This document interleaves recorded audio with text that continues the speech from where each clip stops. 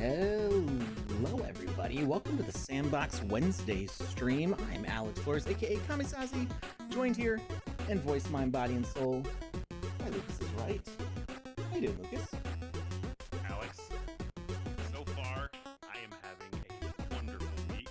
What the heck are you? I am super busy this week. There's a lot going on behind the scenes, and I've been trying to. You can smell? Summer's gonna be fun. Yeah, I like fun summers. Yeah, summer's gonna be fun. We'll leave it at that. You guys are too quiet. Let me turn down the music. There we go. Do I need to speak louder? There we go. It's the difficulty of me jumping over from one stream to the other, basically rating myself, is that it's kind of difficult for me to do a sound check. Like, yeah. I mean, I can hear Lucas just fine, but hearing what you guys hear is a little more complicated when the stream is already live. 1 second here. Let me. It's actually getting up to almost 80 now. So my AC's going so that my computer doesn't melt. You're boiling right now. For me, yeah. I'm really chilly because I've got the AC on and I'm wearing shorts. Oh. But I because the AC is going, I do need to bear with me 1 second while I adjust my mic. I will not. You're gonna have to. Oh. All right, I'm gonna go through the chat real quick here. So far, we've got Go West 927. How are you, my friend? We've got Red Lily Rose. Lily, it's always nice to see you in the chat. Okay, this is one that I always... Artificial. As art if. I feel like art if is like two different words, and then that end part is like it means something. Or art if is YL, like Young love. Your life, young love, I don't something. know. Yeah. It's like YOLO. Like it means something. And I would like to know what it means. So artificial. If you would like to break your username down for us in the chat, I would love to have this mystery finally solved. I feel like I've been on this case for way too long. Pop Plucker, how are you, my friend? Hoddle Hill in the chat. Hoddle, I feel like I haven't seen you in a while, and then with the last couple streams I have. So it's been nice to see you back. And Red Lily Rose says it's Clubhouse O'Clock. That it is. You skipped somebody. It is. I'm excited. Last time we worked on blocks for an entire hour, and that may not sound like a whole exciting thing, but I really enjoyed watching that process. It was kind of like, I don't know, is there a version of visual ASMR? Because if so, that's what it was. Lucas. Watching Alex put texture to block. Yes.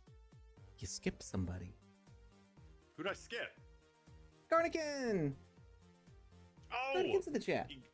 Garnikin's name was purple, and Artificial's name was purple. And so I saw like one after the other, and I just thought it was the same name. They even have the same, like, what is that? September 2024 icon. Oh, that made it Trixie. All right. Well, welcome everybody. We've got a few different things to check out besides, continuing to work on this a bit. I've got some more blocks here, which there we go. We got more variations on the Mayan block to put in. I think I can go ahead and add those all in today, and then we will see the Mayan block C I need to finish the texturing on, but I think A and B are ready to go unless I notice any issues with them. So besides that, we wanted to go over a couple things that people have been asking about in the Discord. One is a swinging pendulum obstacle type thing, and I've got some ideas on how to make that work effectively. There's a really simple way to do it, but it kind of takes up a lot of space, and you can't you have to hide it a little bit. And then there's another way that's a little more complicated. What?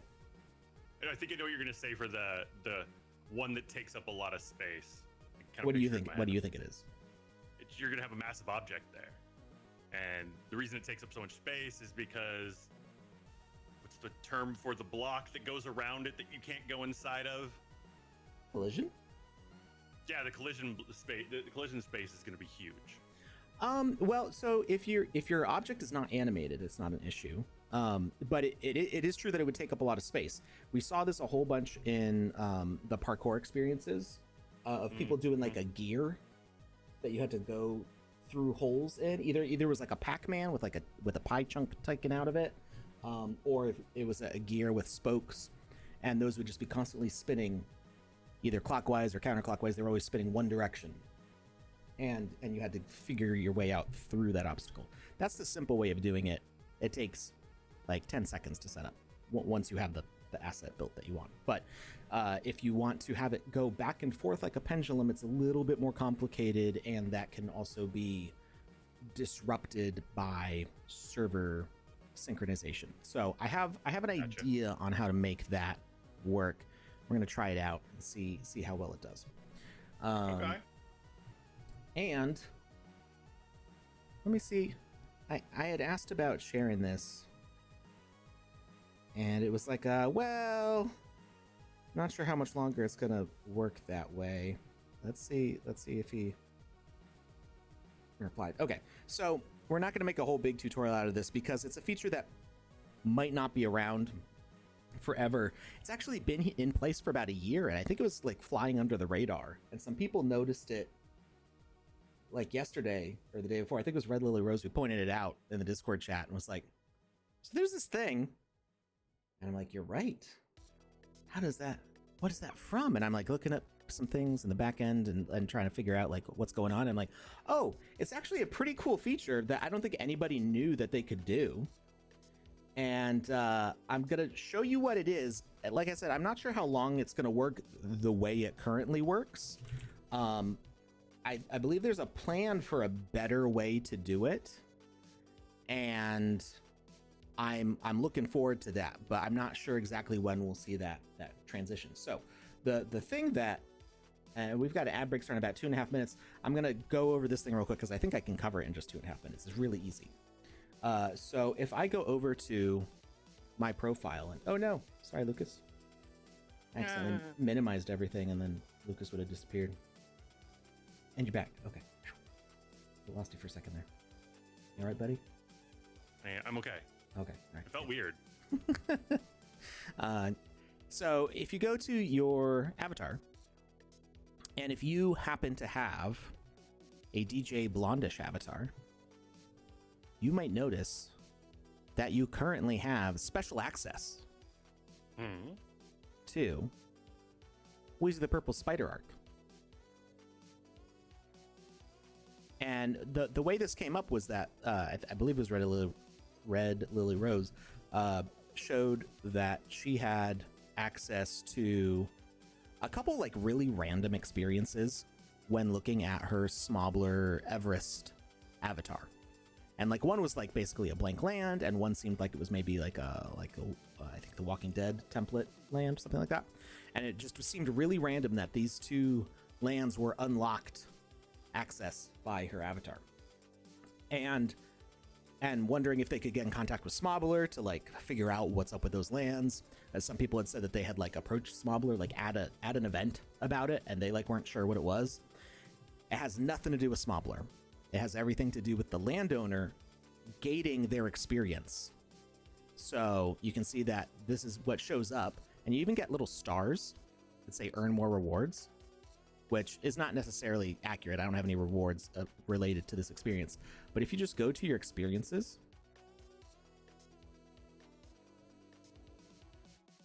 and you go to the editor, the hub, if you will, you go to access restrictions, manage,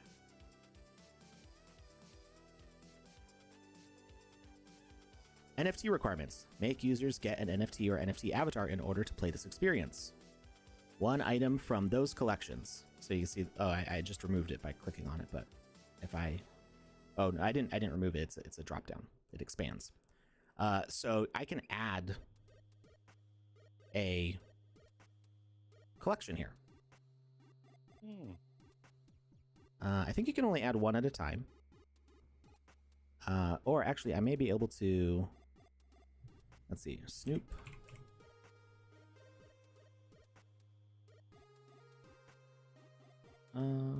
Okay, yeah, I guess I get, yeah, you can search for as many as you want. So I can add Snoop, I can add Fungi Family. So it works with both the in-house premium official collections. It also works with the bridged collections, the external collections. Red Lily Rose just asked in chat, does it support bridged? And absolutely does. Fungi Family there. What's another one? Bored Ape Yacht Club. Add that in there. I do believe Fungi is a bridged collection. It is, yeah. Yep. I had some as soon as that collection went live because I had some Fungi's from before. Is Fungi bridged? Yes. Well, see, you can... I guess the check mark doesn't make a difference. But yeah, Fungi is bridged. I did not mint any Fungi for the Sandbox thing. They just showed up. Wombats was never bridged. Wombats had plans for being wombats, but for being avatars, but it never happened. They made a voxel asset or a voxel avatar collection, but it wasn't ever set up with the Sandbox. That's why they're not on the list of the website, because they weren't ever activated. I think they made their own contract, their own graphics, like they did all this setup, and then I don't know what happened with Wombats in the Sandbox. I don't know if there was like a miscommunication or a lack of communication or what, but I don't believe the Wombats was ever activated as a avatars that were playable in the Sandbox, even though they had planned on it. Sometimes this happens every once in a while. Somebody gets like really excited to do one of these avatar collections, and they kind of jump the gun and just kind of do their own thing. And I'm not saying that the Wombats did this necessarily, but I've seen it with other groups that contacted us after they had generated their collection with voxels, and then we look at it and go, this is not like compatible with our system. But if they had talked to us beforehand, like we had tools that would have been able to help them make a thing, but they had already minted, and then they couldn't change the stuff that was on their contract, and we're just like, I don't know how we do this. Sometimes like they would mint and there wasn't like proper metadata, so like we couldn't even like bridge it effectively, because we need like the list of all the traits, so that way your avatar matches your NFT. If we tried to make that bridge happen. So there's various things that can happen, but yeah, Wombats is not actually a collection that's supported on the Sandbox, at least not yet. So anyway, you can add multiples, and I don't think you need to hit the and or, but we'll hit or anyway, and we hit save changes. And if I go back to that experience, or not to the experience, but back to the avatar selector, it just takes a second for it to update here. There we go. Gating was set. I go to change avatar.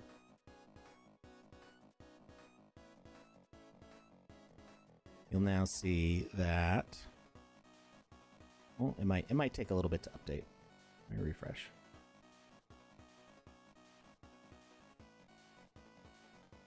There we go. Refresh did it. You'll now see that all the fungi have a little star, and they say that they're gating to that experience. You'll see that the doggies. Yeah. Where are they? Generally towards the very bottom. Oh, mine are Playboy right now, but it still shows up there. Earn more rewards. So Snoop Dogg the doggies. And I don't have any Bored Ape Yacht Club. Rip me, but whatever. So that's I that's it. See on my doggy and my fungi as well. Yeah, you said you do. I do. Yeah, so it's really simple, and this is actually a really cool way for if you do something in your game that's specifically for those avatar holders, yes, not Smobbler's fault, but that's probably Smobbler probably had no idea that this was happening, which is why they would have been confused if somebody approached them and be like, why is it gating to this? And they're like, oh, they didn't ask for it. Any builder can do this with their experience. Now, the thing is that this particular kind of experience gating at the top level might be going away in favor of the NFT sensor in game. And I think that's a good thing. One, because you don't really want to have the whole, except for maybe some specific cases, you don't really want to have the whole experience gated off so nobody can try it out unless they have a certain avatar. That reduces your traffic and turns away players immediately. But if you have an NFT sensor inside where maybe the first 5 minutes of your game is free to play, or certain areas are free to play and you have VIP sections or exclusive quests. Yeah, we've talked about this before about how to use the NFT sensor. There's all sorts of different ways you can gate content so it's exclusive to particular players, or certain avatar or asset holders. That you're going to get more traffic and more eyeballs on the NFT, whether it's an avatar or an asset that you're selling as your pass item. It's more visible to those people, and there's the button right in game for them to click to buy that opens up the marketplace and lets them purchase it. So that's a better system to integrate. So I think the idea is that this kind of gating that we just set up is probably going to go away, and ideally would be replaced by the NFT sensor. Something that you see when you set up an NFT sensor is that NFT sensor, you can set the purpose, locks content, gives advantage, unlocks side content. Purpose what description. Gives advantage? Like gives them equipment? So these don't change anything in the logic. It's more like a statement of what it does. Gotcha. So it's like whatever you want it to be, and then you can write the purpose description. Also, like neither of these actually show anything right now.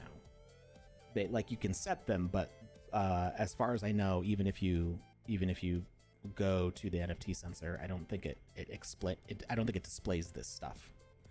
But what would be cool is if that information, that purpose and description, linked into what you see here. So that way, anybody who has a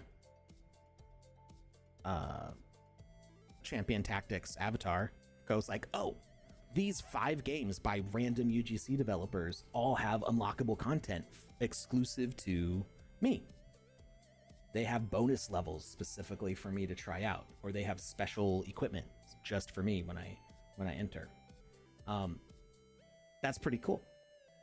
So I agree with you, just having a loading room with an NFT sensor, etc. Yeah, absolutely. Like you could have a lobby. Like there's all sorts of ways that you can set that up. But if we can have it linked into this system here, then that becomes a way that's another way for players to discover your experience. They're looking at their avatars and they go, oh, I got exclusive content that unlocks with this if I play with this. Let me try that out. And that becomes another path for traffic to find your game and a way to reward people who have avatars. So I've been told that this system's actually been here for like a year. I had no idea it was here. It was kind of flying under the radar this whole time. So I think it's actually pretty cool. You can use it right now. If you're a landowner, you have something published, you can totally gate to this stuff. People have been doing it this whole time and probably just didn't realize that this was doing that. I'm sure somebody knew what was going on, but I don't think it was like common knowledge. So yeah, anyway. What this happens with avatars. Does it happen with equipment as well in some way? Well, we can find out. So we're gonna snooze that ad for 5 more minutes. We're gonna see. So let's go back to our experiences.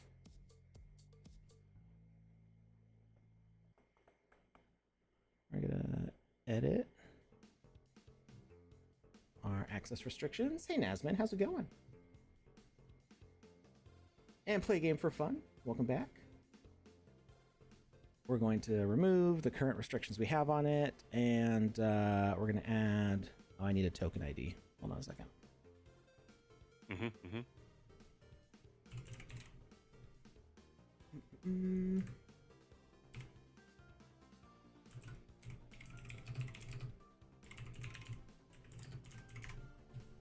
Let's get Wizzy the Orange's Singed Hat. And we're going to grab the token ID here.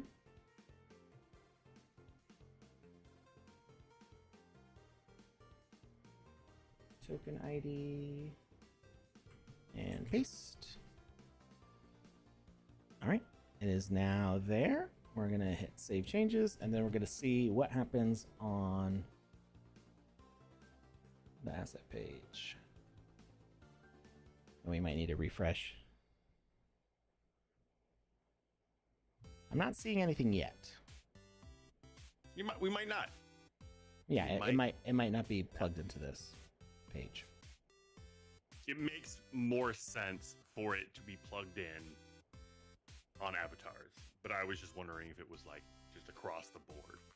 I mean, I think it's totally fine for it to be on like passes and stuff too. So that would also make sense. So yeah, I don't see it on here. But yeah, it's a cool feature. It does work with the avatars, and yeah, you could set it up right now if you want. So if you have an experience and you want to be like, hey, we're running this experience exclusively for Playboy party people right now. Part of the Playboy event. Just go hang out. Maybe do like a screenshot contest. Be like, hey, bring your Playboy party person or your avatar over to this experience. Take a screenshot, post it. We're giving out 10 sand to the coolest screenshot in our experience. Post that to social media. Make sure it's on the experience page so people know that you're doing that. You know, you can do stuff like that. You can help drive traffic to your games. That I think that'll be, you know, when next time Builders Challenge comes around or any other sort of monetization thing that Sandbox does, that's going to be a good way to get people's attention on that. Like I said, if you do this, it does limit it to just those avatars. So, you know, you may want to do that as like a short event and not make it that you're blocking off everybody. So hopefully this gets switched over to NFT sensor, and then you have a lot more fine-tuned control over how this happens. When and where and how. Instead of just blocking all players who are not using those avatars from loading your game. What was that? There was something. Can you add multiple NFTs or yeah? So we showed it earlier. You were able to set. You can add as many collections as you want. You just keep on searching for more. At least I can. I mean, it's so I do have like admin access, so I might have more privileges here, but I'm pretty sure anybody can just, you know, and all you have to do is go to this gating. I know everybody has this access restrictions part. I don't know how advanced these features are for everybody else. So, you know, if you have land, let me know. Earlier I was unable. I'll check now. Just one NFT at a time. Okay, it might be limited to one for regular accounts. I'm not sure.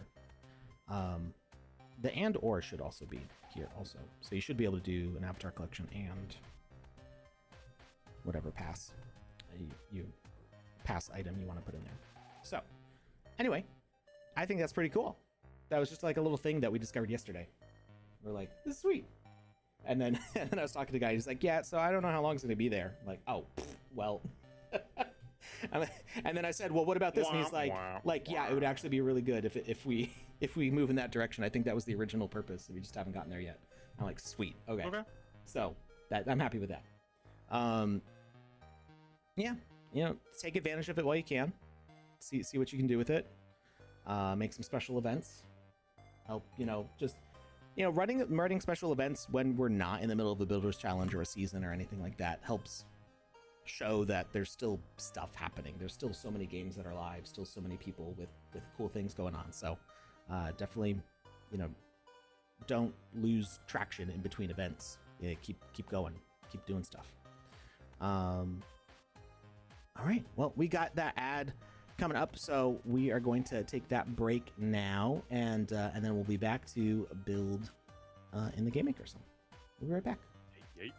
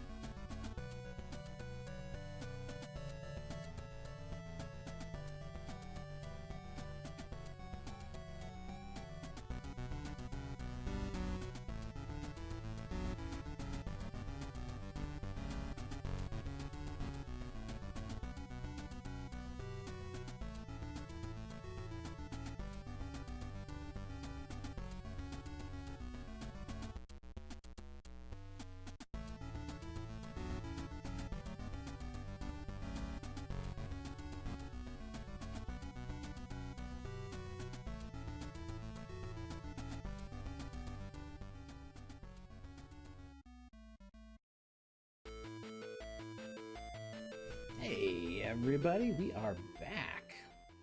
Thanks for hanging in there with us. So now, If they would have left, I would have been sad. Yeah. Well, we like you guys sticking around. In the hard place. Because, I mean, don't leave before we do the giveaway.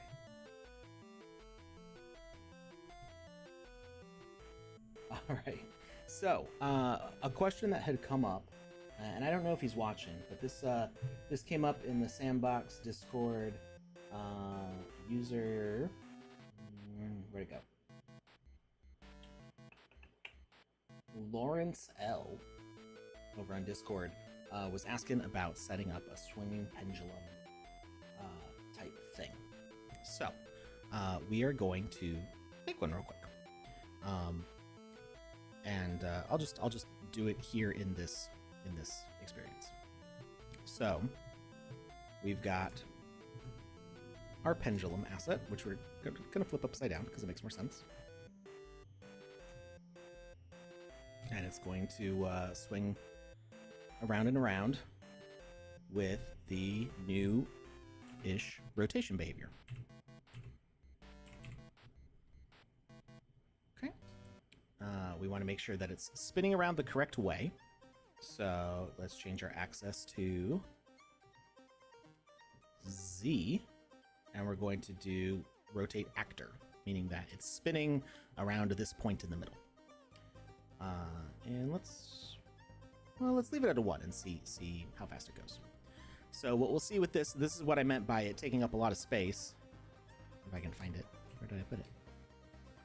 I tried all sides of the map before. Oh, I went the right way the first time. I just didn't look far enough. So we can see that, for one, this is too slow. We want this at least at a 2, I think. It's still doing it. It's still doing it, but it's also going all the way around, which may not be the look that you're going for. Might not be what you want. You might want it to like swing like a pendulum instead of, like a, I don't know, whatever this thing is. Like a tree, magical tree.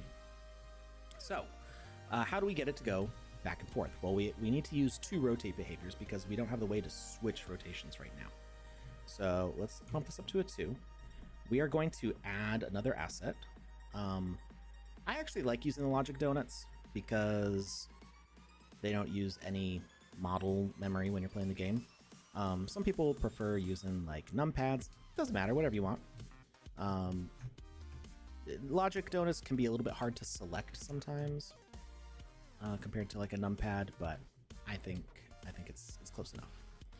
All right, and let's make sure that these points are lined up. So I'm actually not sure. Does the logic donut spin from there? This might actually be a good reason to not use a logic donut, is to actually know where it's pivoting from. But I think we'll be able to see once we put the behavior on it. So we're going to add a rotate behavior here.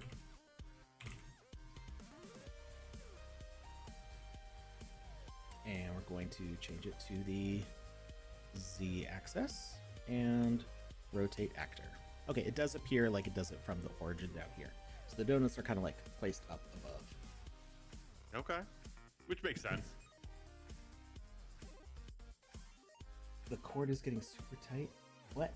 Oh, Garnet can ask me a question. I was fiddling around with my USB-C cable. When I pull my mic in and push it out, something about the way the cord is fed, over time it slowly like tightens up, and every couple of months I have to like loosen it, because if I don't, then it's gonna just snap off the USB-C cable in the back. I can already see it bending a little bit, so I'm gonna have to replace it soon. But I'm just like, ooh, it's getting tight again.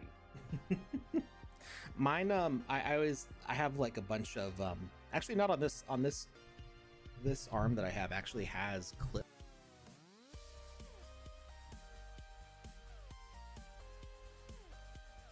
locations on it, so it wouldn't move too much. Alex, I think you hit Did I your unplug? USB. Yeah, you unplugged for a second there. Oh, I did not realize. The issue that I have is that where the USB plugs into the mic is very sensitive. So if I move the mic around, it tends to just disconnect for a split second. It takes a little while for both my hearing and my voice to come back. But I zip tie on my old. This one has clips built into it. My old one, I would actually zip tie the cable to the boom, and that way it never moved. Nice. Yeah. Anyway. So we've got this rotation here. Now we want the direction to be opposite. So if we take a look at our tree, it is going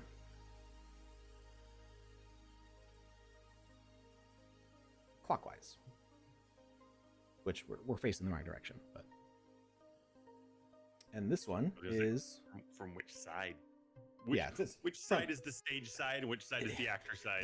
This is Wait, that's the audience, stage and audience. Stage clockwise or audience counterclockwise. Yeah. Yeah. So we want to flip this the other way. So now they're going to spin opposite directions from each other. And in our hierarchy, we are going to make the tree a child of our other rotation asset. Now, if we set these both to a value of 2, what we should see is that there's no movement anymore. Is because both have the same value, it's canceling each other out? The same speed, but opposite directions, yes. Gotcha. So yeah, seeing... it's literally nullifying itself when it comes to rotation. Yep. Now, there's 2 ways that we could go about this. We could either toggle one off and the other on and leave them at the same speeds, and that way it reverses direction. Or we can make the tree go double the speed and just turn it on and off. So the logic donut is always spinning at a speed of 2, and when the logic for the tree is off, it's turning, say, clockwise at a speed of 2, and when we turn the tree on, it's turning at a speed counterclockwise 4, overriding the 2 and going 2 in the opposite direction. Am I making sense? Not to me. You know what? What I'm going to do is I'm going to replace the logic donut with another object so you can see what's happening. Oh, okay. Okay. We're going to replace it. Oh. Actually, how about this? Because you said you like using the logic donuts. So why don't we keep the logic donut, but just like as you're going through the steps, describe them as you're doing them. Well, I'm okay with not using the logic donut. It literally doesn't matter for this one. I want you to be able to see what it's doing because I can visualize it, but when we hit play, you're not going to see the logic donut anymore. So it doesn't help too much. So we're gonna replace it with this ancient pillar, and I'm gonna rotate this so that way it's more like a pivot point. And then we're gonna have to change the angle of rotation on it, but that's fine.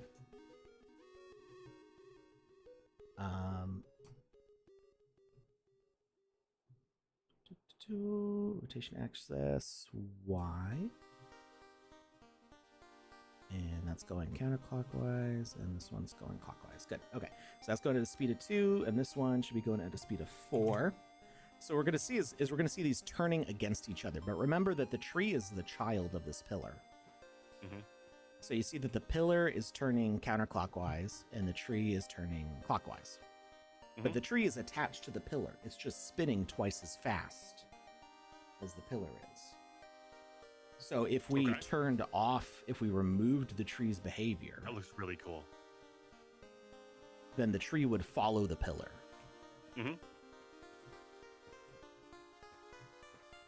Right. And being able to see the logic donut, you can't see it, but I'm quote-unquoting with my fingers in the air. To be able to see the logic donut, actually, it was quite helpful, so thank you. Mm-hmm. So when we put the tree behavior back on, it's going to spin against it, but it needs that extra speed to move the opposite direction. Makes sense. Makes perfect sense. All right, so we're gonna do that. It was around Z-axis, rotate actor 4, and the directions are opposite of each other. Okay, so we've got our two behaviors set up, and we're only going to need to toggle the behavior of the tree on and off. It's okay that this pillar just keeps spinning. So we need a toggle on the tree.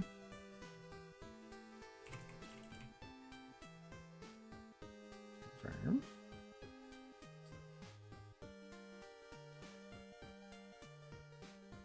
And now the thing that I'm not sure about, I'm pretty sure when you sense tags, you need the pivot point to go through a sensor volume, but we'll see. We might need to add an object to the tip of the tree. So the issue that we run into with, well, I'm getting ahead of myself. Let's set this up so that way it actually does the back and forth. Okay. So we're going to have a turn on message of reverse, and actually we're just a toggle message of reverse because we don't need two messages, we can just use one. And then we're going to add in a timer.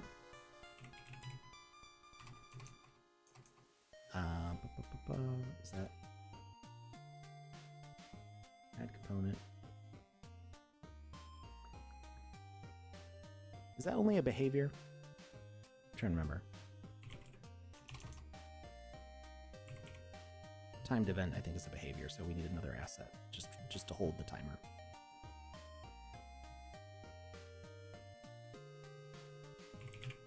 Yep, timed event. So we're gonna make this multiplayer. I believe the rotate's multiplayer, right? It is. Good. Okay. So timed event is multiplayer. It's not gonna wait for a message. It's just gonna start at the beginning of the match. Reset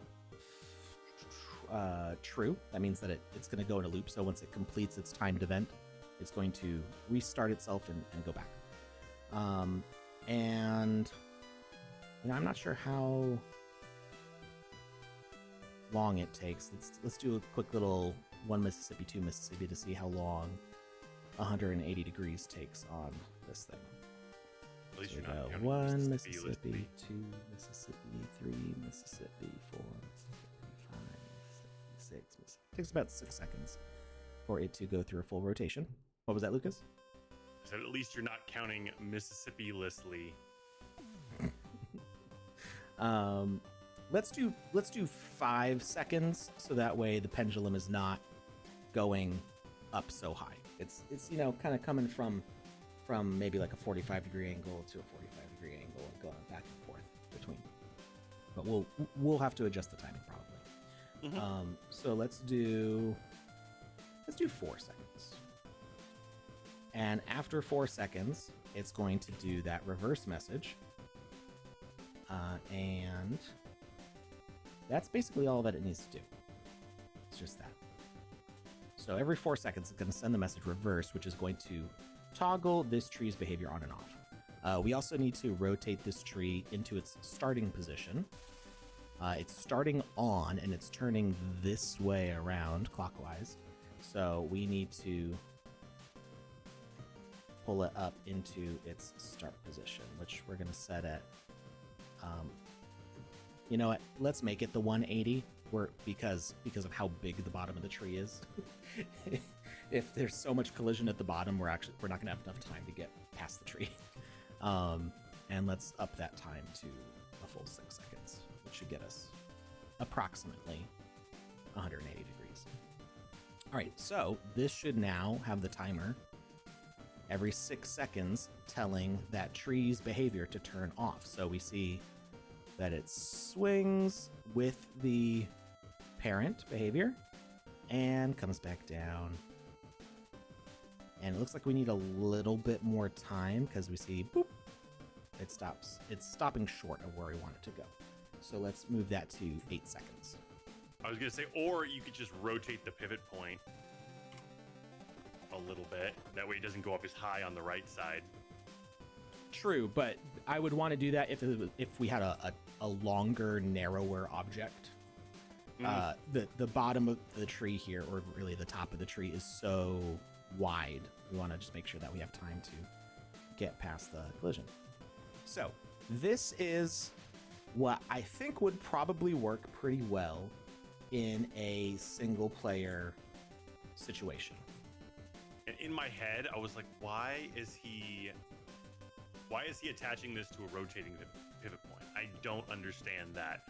And that just became abundantly clear. It's so that when it turns off, the parent item takes over the movement, and then it turns back on, and the child item takes over the movement, and just back and forth and back and forth and back and forth. And that makes perfect sense. It's like a ratchet. Mm-hmm. Yeah, we need a nice little click, click, click, click, click, click, click, click, click, click, click. That sound is so satisfying. Yeah.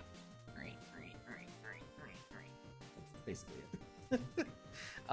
So this works probably mostly consistently for single player. There's a possibility that at some point it would not work so well. In multiplayer, I think we would have an issue though. And some people brought this up, and woo, that was exciting. Whoa. Yeet.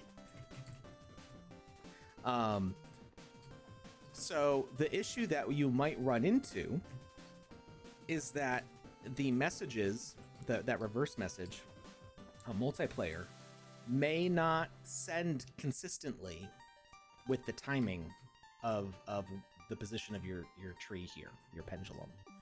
You may end up with it slowly getting more and more off-center with any server delay there might be, because the messages for this multiplayer behavior are going to the server and then bouncing back to you, and that little bit of latency will over time slowly start to offset the position. So we need a way to align this tree so that way it stays where it's supposed to be, and I don't think a timer is going to do that for us. So we want to get rid of the timer. We want to do this without a timer. We want to do this based on the position of the tree. Is there any way to have have it reset itself? Like after you a could, minute? you could, but I don't think that's going to be as good. And Gotcha. you might end up with it looking weird. It may be mid swing and reset to another position, and if somebody's trying to run a parkour course through it, that'd be even worse. Yeah, you would have the time. It's okay for it to do a full rotation back and forth. That takes exactly 16 seconds. So now I've got to have it reset every 16 seconds. But then you're right. When it's at that edge, when it resets, it might kind of glitch for a second. And that 16 seconds is that on the server? Is that on your computer? Is that what delay is there between those two things communicating? So we want to avoid resetting, and we want to avoid timers. What we want is a trigger volume that says, oh, the tree's over here now. Send it back the other way. So what we're going to do is we're going to place an asset here, and we're going to add component, trigger volume. Again, it needs to be multiplayer because our rotation behaviors are multiplayer. And we want this to be a box trigger volume.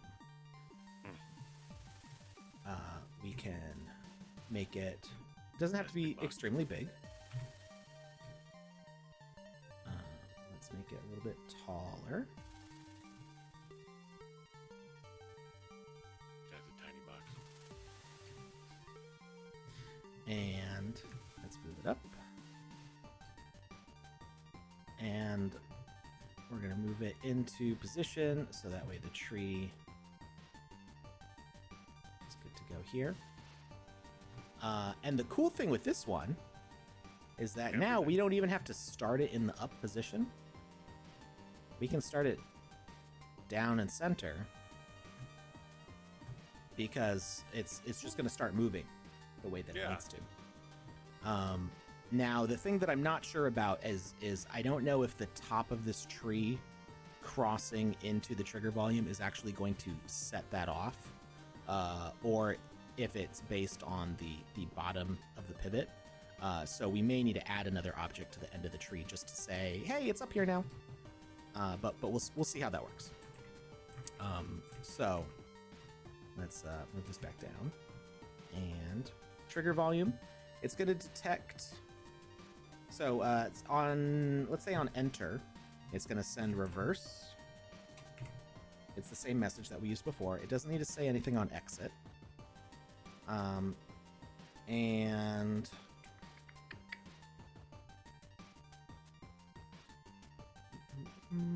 we don't want it to do it for every avatar in range. We want it to do it with a specific tag in range. And that tag is going to be tree, just because that's what it is. And we're going to add a tree tag here. And then we are going to duplicate this object. And we're going to move it over to the other side. And we're going to make sure that we're consistent on our distance here. And I think it needs to move over a little bit more. Let's see. 1, 2, 3, 4, 5. 1, 2, 3, 4. Did I do that right?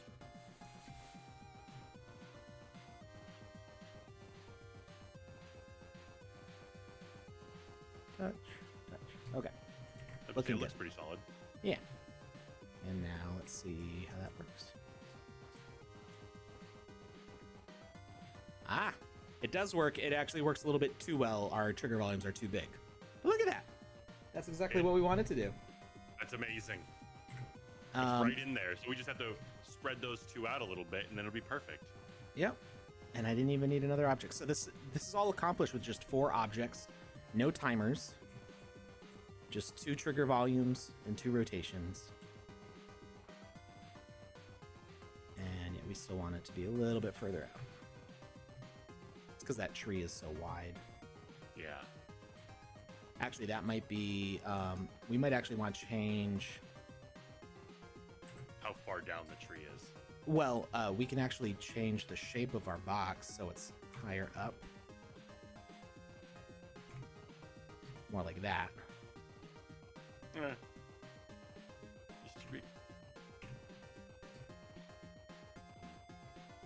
So now it's gonna go boop, Could you up more up there. enable the box?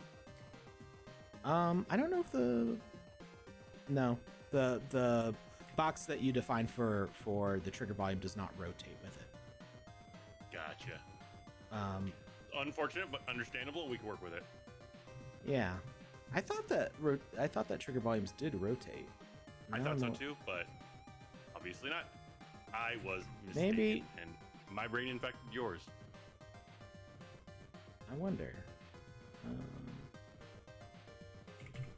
Because I've used a trigger volume before that the player was basically holding,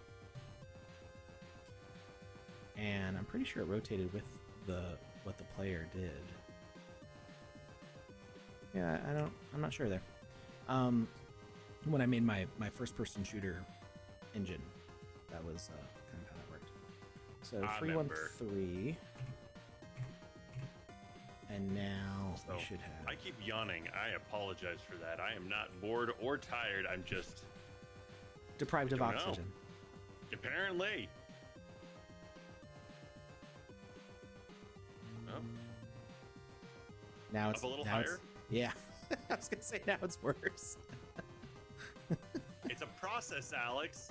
It's a process. We're gonna put them way up there. Yeah, I'm not sure exactly what determines the trigger volume positioning. That's pretty good. But like I said, I would want a longer, narrower pendulum than this tree. This is just the one that was right there and easy to First thing get. we saw. Yeah, it's vaguely the right shape, and it was right on our toolbar. And I'd probably make it actually swing faster than this. I was gonna say we'd increase the speed a little bit, probably too. Yeah, but that's the process. So that's pretty the process. simple. That works. That's great. So okay. Red Lily Rose talking about the permissions. Yeah. So I do have like publishing powers, which gives me some extra features to do stuff like that. So I think regular users can probably only select one. Is that what they're saying in the chat? That is indeed what Play Game for Fun was saying. One item from those collections.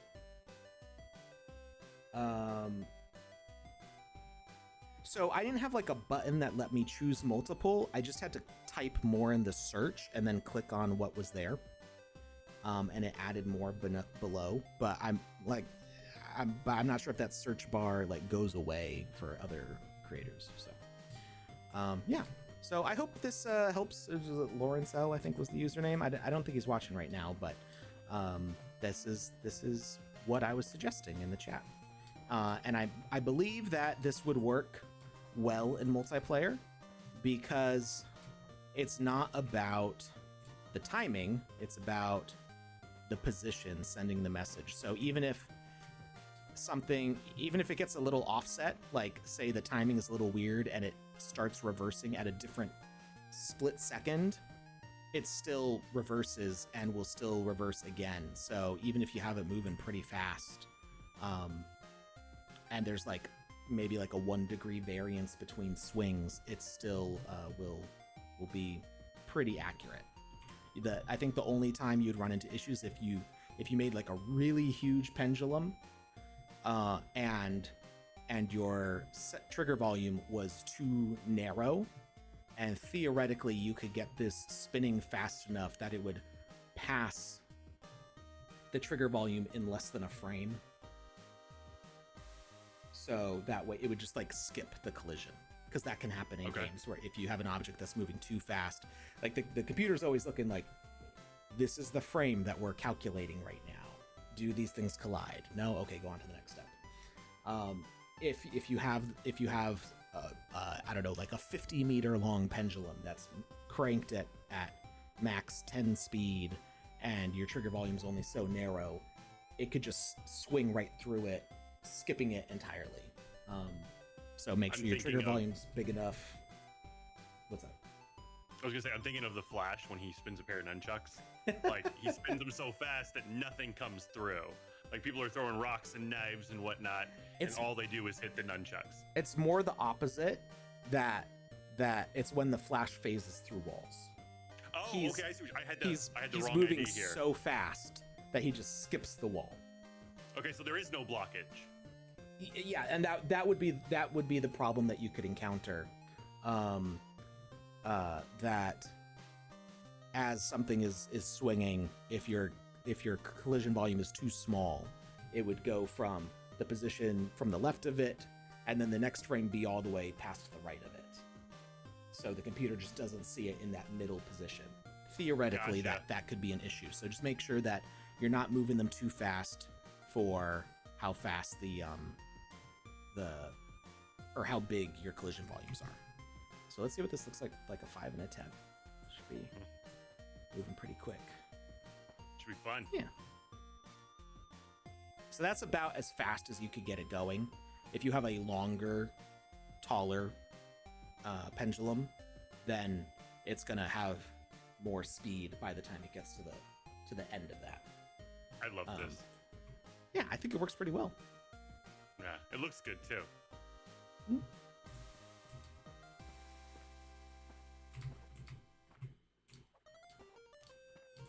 I remember we spent so much time trying to get something like this to work.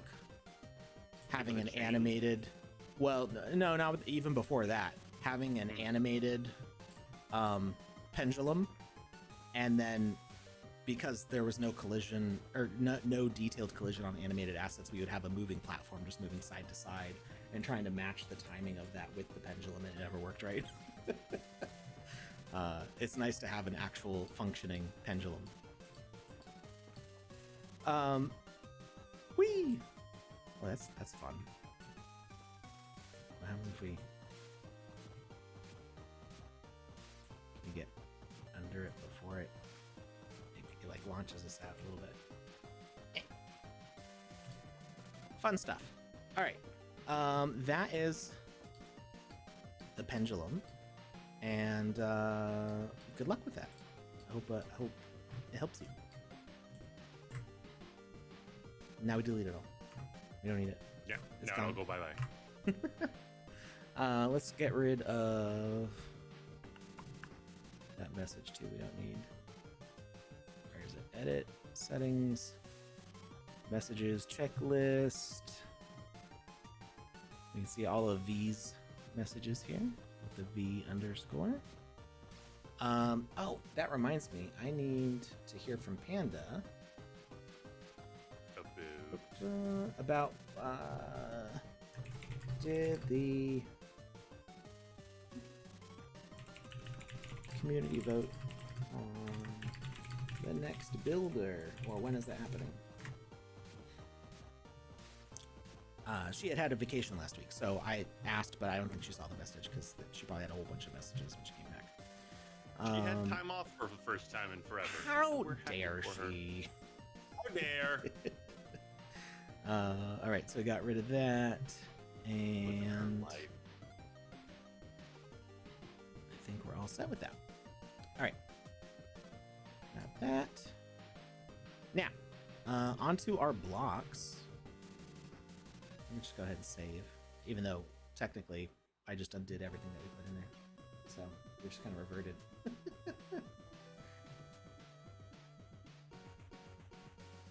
So I made new blocks. I think we should be able to do that pattern now. We're going to see how it looks. I'm excited to see it come together. We are alone again. What does that mean? Maybe they mean on YouTube. Oh, you're the only. Are you? I don't think you're the only viewer on YouTube. There's a few other people on YouTube watching. But your chat might not be so active on YouTube. Most of the chatters are on Twitch.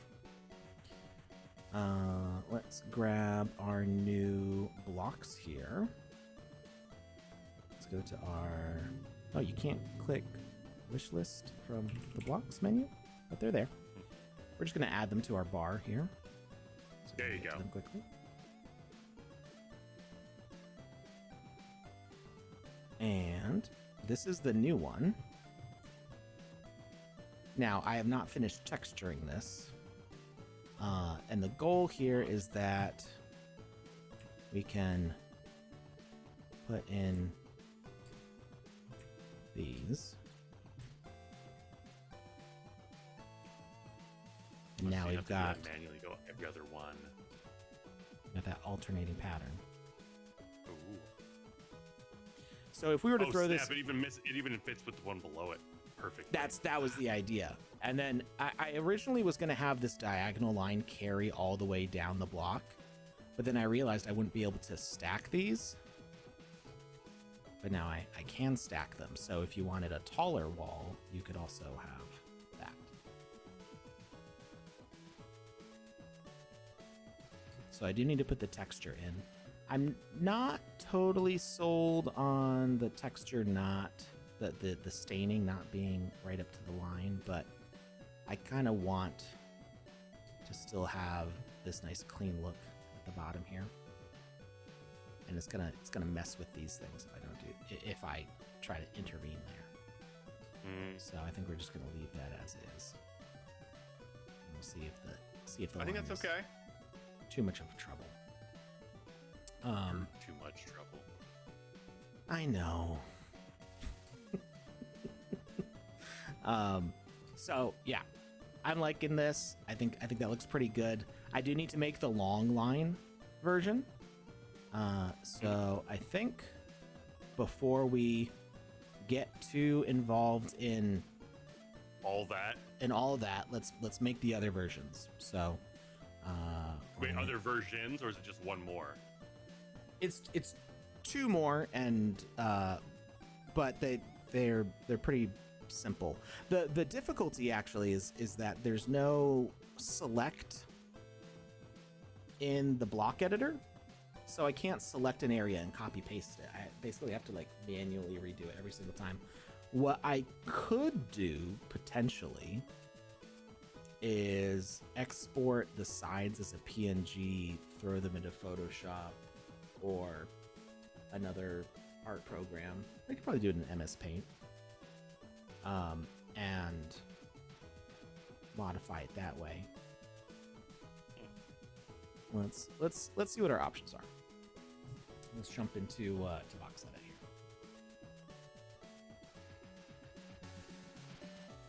I can't hear the music at all. How's the music for you guys? Can you hear it? I'm turning it's there. it up a little bit. Okay. Just kind of softly in the background. Yeah. Okay, good. I'll let the chat kind of chime in on that one and say if it's too quiet or too loud, but like, 'cause when I turn on the audio for Twitch and listen, I am also hearing my voice a few seconds after I say things, so it's a little hard for me to focus on the music in the background, but it seems good. Okay.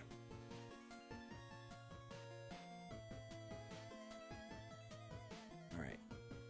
We're gonna go with this, and we're gonna save as.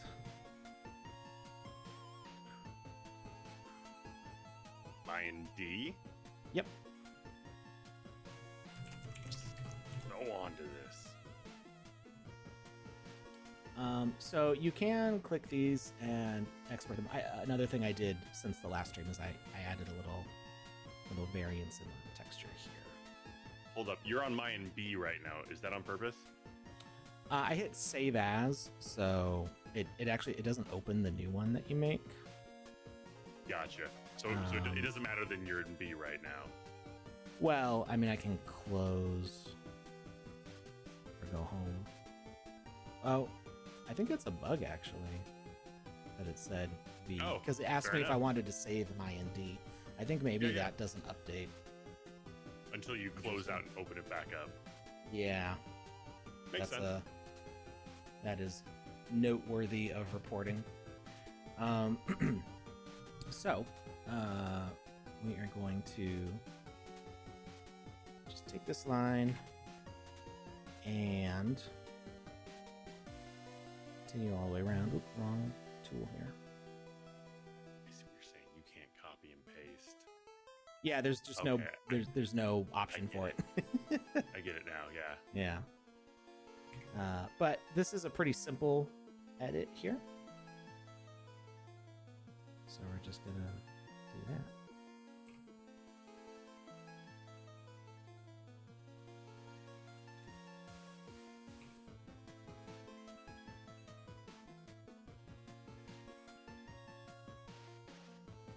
Actually, is there a Lokian in the chat? How are you, friend? Good to see you.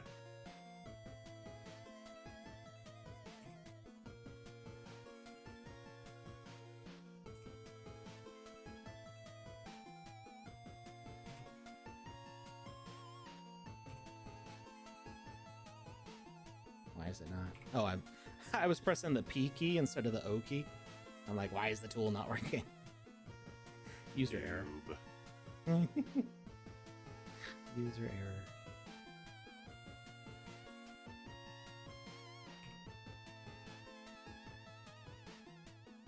And I do want to preserve these diagonals though. So I'm gonna make sure that those stick around. Makes sense. Just retexture those areas. Mm-hmm.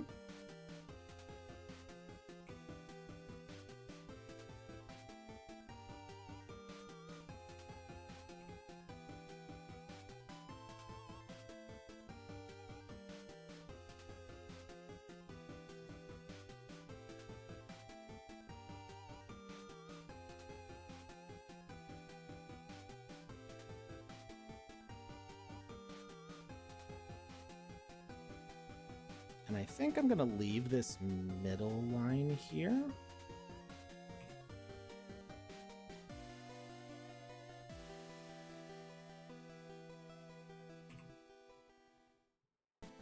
One thing I can do though is I can turn on mirroring. This way it saves us a little bit of time. Okay. Do it.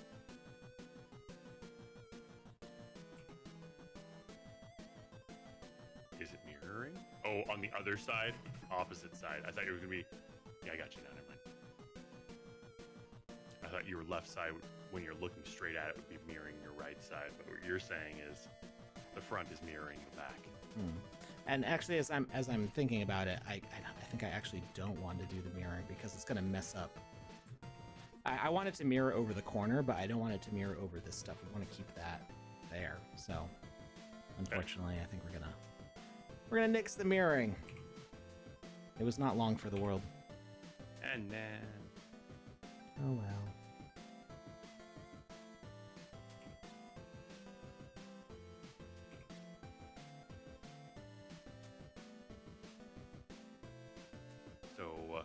Cassie Craft over on YouTube asks, by the way, are you the developers? There are a lot more people than just us here. I am an artist in the Sandbox. I have been since 2020, or 2019 actually. I've been staff since 2020. I was just a freelance artist before then. And there are dozens and dozens of other people who work on this project. But we are the official streamers. I'm an ambassador. There's more official streamers besides us as well. Mm-hmm.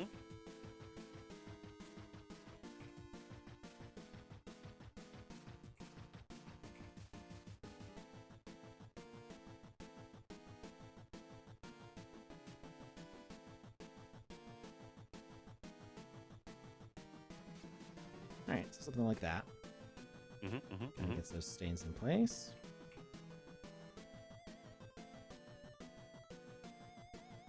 And actually, you know, thinking about not wanting this line to kind of show up here, we can, you know, break it up a little more vertically, so that way the stains aren't always just at the bottom necessarily. Okay, I would say, well, why is that? But you just answered it. So. Never mind.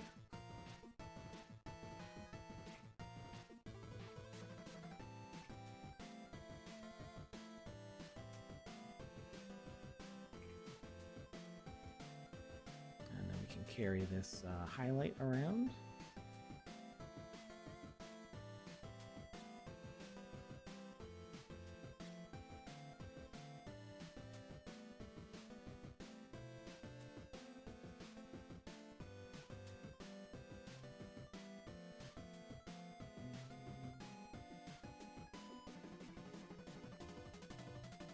Oops.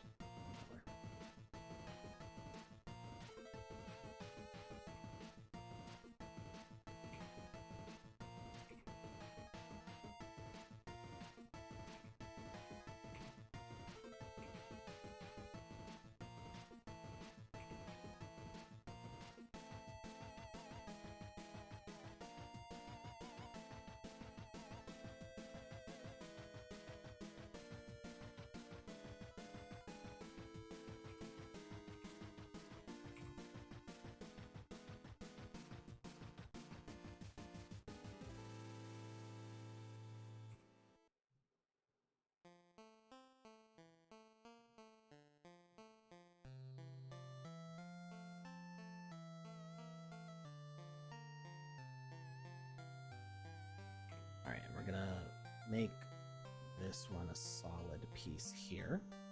It'll make it look like it has a little more structural integrity, and will also not interfere with our ceiling pattern.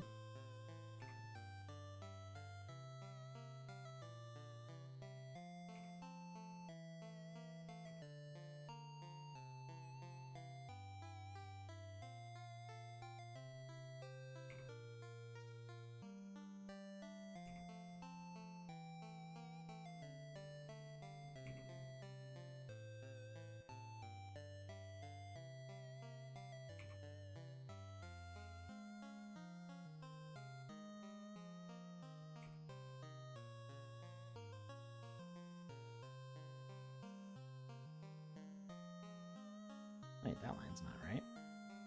There's 1, 2. I just realized our. That's right. We had offset this line so that way it stood out from this side as being a slightly different. It kind of popped it out more. So we want to use this line. So it's 3, 5, 5, 4. Is how many voxels it goes down. So 3, and then 5,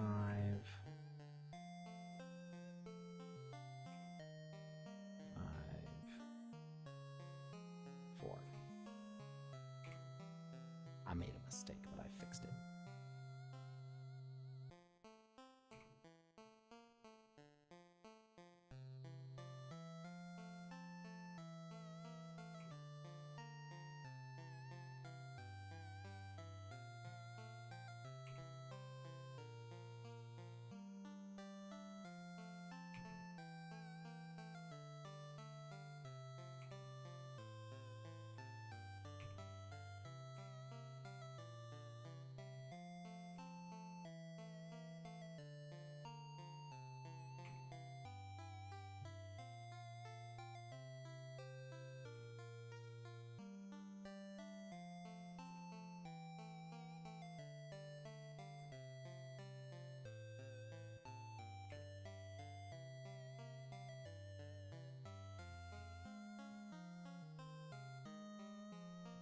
How you doing, chat?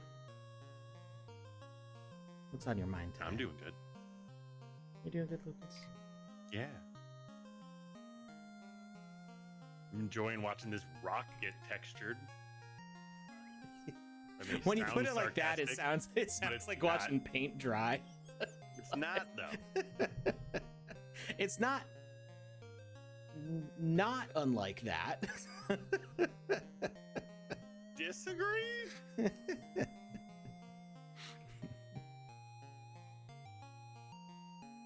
It's very telling, or it's very educational in my mind, because a lot of people jump into these games, myself included, for a long time, and you feel like it's like, oh, they just threw a bunch of things in there and then they added some no-code coding and they were done.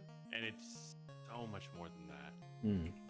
Even the blocks that you're walking on, the bricks that you build your houses with, they have hours and hours of work put into them.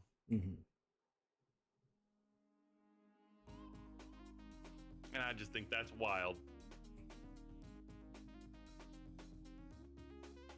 Alex is also a bit of a perfectionist. Oh, just the ever so tiniest bit. But think that's one of the reasons he's such an amazing artist.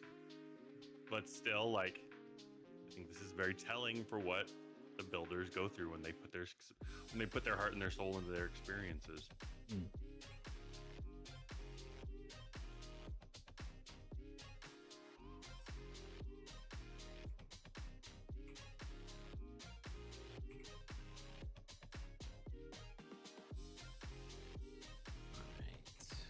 Just about done with the side. Also, Wizard Radio's playing in the background, and I was enjoying that too. I'm glad I got that to work. I mean, I didn't really change too much, but I'm glad it started working correctly again, because there was a little while when it was like doing weird buffering things all the time, and I'm not sure. I fiddled with a bunch of different settings, and I'm not sure what did it, but something did it, where now it seems to be working consistently. So, fingers crossed. I didn't just work, and it was like, but I'm tired. Panda Pop's in the chat. Hey Panda, how are you? Panda. How was your vacation? Your time away? Your trip to the gaming expo? Inquiring minds would like to know. It looks like Panda is maybe making the top 5 poll for us now. Panda, I think you said you were going to release it on a Thursday stream of yours. Was that what the plan was? Is that still the plan? But we can maybe mention. Are we just going to mention the top 5 here now?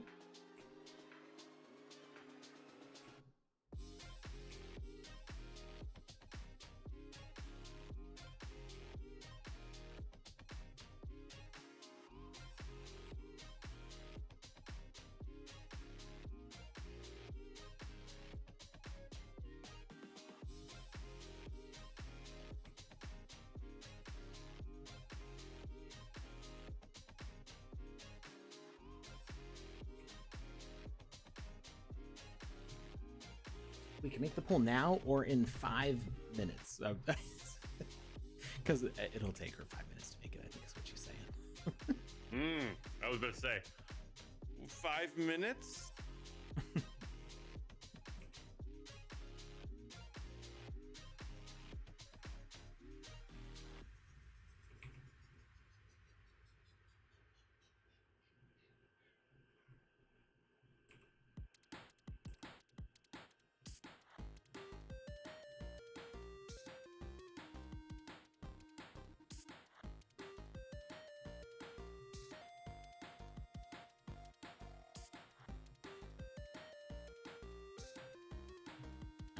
So we've got that situated.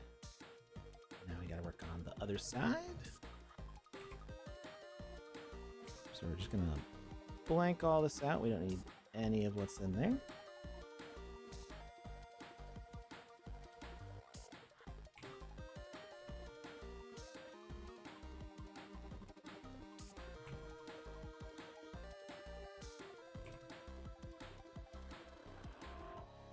Right, and it's 4 from the edge. Turn our grid on for easy counting. 4 from the edge goes down 3, and then 5, and then 5, and then 4. 4 from the edge. 3, 5, 5, 4.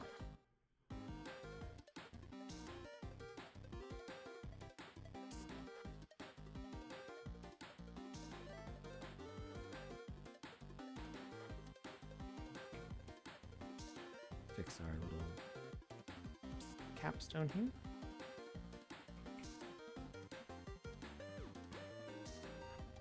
Good.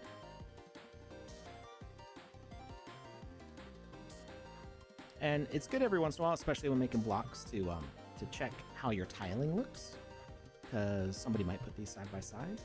And to do that, we can click on. Well, you can't see because Lucas is in the light. Hey, Lucas. Oh. Well, technically it's your microphone, but I'm just gonna make us go invisible for a second. Oh, okay. Where is it? Here it is. Ah, we're gone. We disappeared. This little cube here.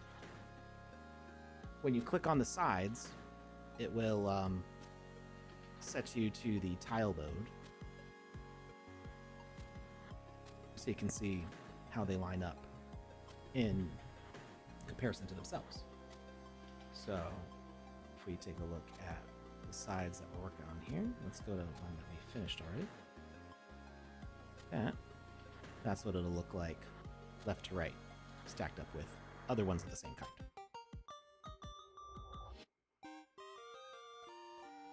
I like it. Now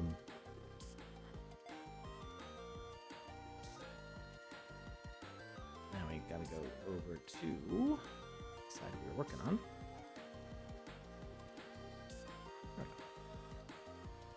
And we're back. Poll started. Okay, so if you are on Twitch, and if you're not on Twitch, you can jump over to Twitch and participate in the poll. We've got a poll running currently.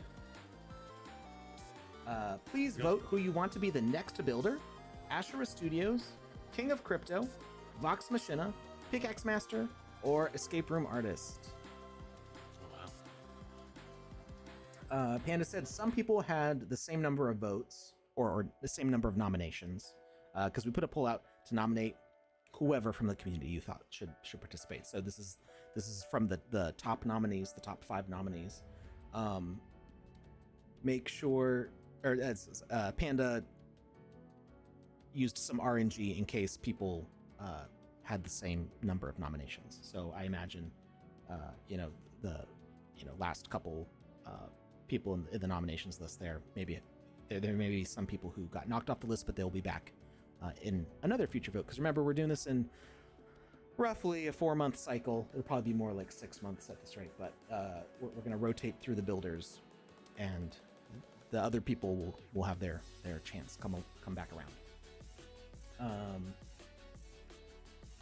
So 2 things real quick. In 3 minutes, we're going to have an ad break. Okay. And we cannot snooze it.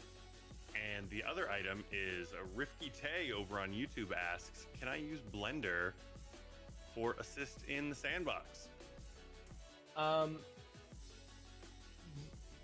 Not directly. So yes, but there's a process to it. So the sandbox, the only way to get assets into the sandbox is through VoxEdit, which is this program. You can use Magica Voxel as a step between those programs. Magica Voxel is a free program. I've used it on stream a whole bunch of times before. Love it to death. It does really nice rendering. I mean, obviously there's nothing in here to look at the moment. But that block looks pretty good to me. You can do all sorts of cool stuff with it, like transparency and glowing and things like that. All sorts of fun, exciting things. There you go. That's what I was trying to get it to do. So you can make all sorts of like wonderful things in Magica Voxel. But one of the other things you can do in Magica Voxel is you can drop in OBJ files. So if you export an object from Blender, you can drop it into Magica Voxel. At some point, I did have a tutorial for that. I'll see if I can find that during the break. And it goes through how you can set up to import things with Blender. Now, I will warn you that taking an object from Blender, putting it into Magica Voxel, you'll probably end up with a really high poly count object, unless everything is very square and straight already from Blender. You're going to end up with something that looks like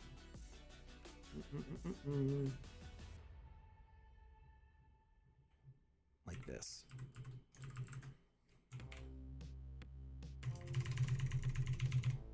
You're going to end up with something like this. And when this gets into VoxEdit, it's going to be super high polygon. You can very quickly jump to millions of polygons, and then the Game Maker's not going to be happy with you, and VoxEdit's not going to be happy with you. I mean, it might still work, but it'll just be very inefficient and hard on people's GPUs. So that's just a thing to be warned about. Anyway, we will keep an eye on the poll as we go into this ad break in a minute here, to make sure that we see who the results are for. It looks like Pickaxe Master is currently in the lead, and so that could still flip around. There's still people who haven't voted, so make sure you get your votes in here on the Twitch poll, and help pick who the next builder in our space is going to be. It says it's 5 minutes till the ad starts, so I guess we got more time. Interesting. Maybe it snoozed somehow. Panda snoozed it. Panda had 3 snoozes left. Yeah, I didn't hit snooze yet. Alex did, yet it counted down to 0 for me. So are me and Alex sharing snoozes, but Panda has her own? What happened?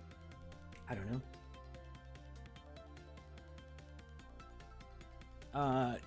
Panda has her own snoozes. Interesting. I can't believe. Oh, maybe because we're logged in as moderators and she's probably logged in as the Sandbox account. Oh. Rifkite over on YouTube asks if they can play on an Android tablet. No, there's not a mobile version of this version of the Sandbox available right now.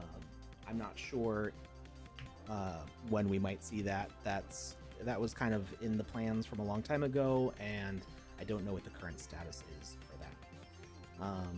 But you could play it from a Windows tablet, maybe.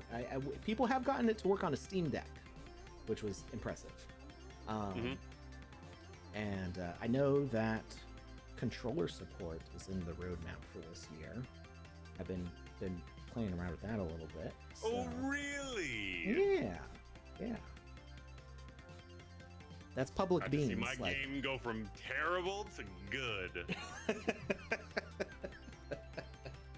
So yeah, that's exciting.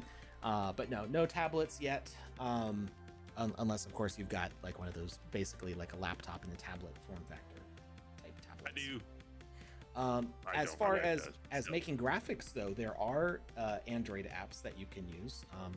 Voxel is a voxel editing program that supports the VOX Vox format. And I believe Voxel is free. So you can build with a Voxel on a tablet and then export it to a Vox file and drop that into VoxEdit. You might need to put it in Magica Voxel first, then hit save, and then make it open in VoxEdit. Some programs that use the Vox format save it slightly differently, and the programs will argue, but Magica Voxel is kind of the universal one that works between all of them. So if you're having conversion issues trying to take a Vox file from one program into VoxEdit, try putting it into Magica Voxel first, which does have Windows, Mac OS, and I don't know if there's a Linux version. I'm not sure. I don't usually mess with Linux, so I haven't tried.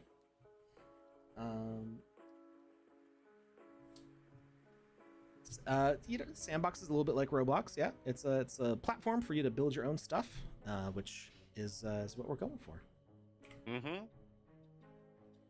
All right. Did I had the middle line going not all the way to the bottom. That's what it was.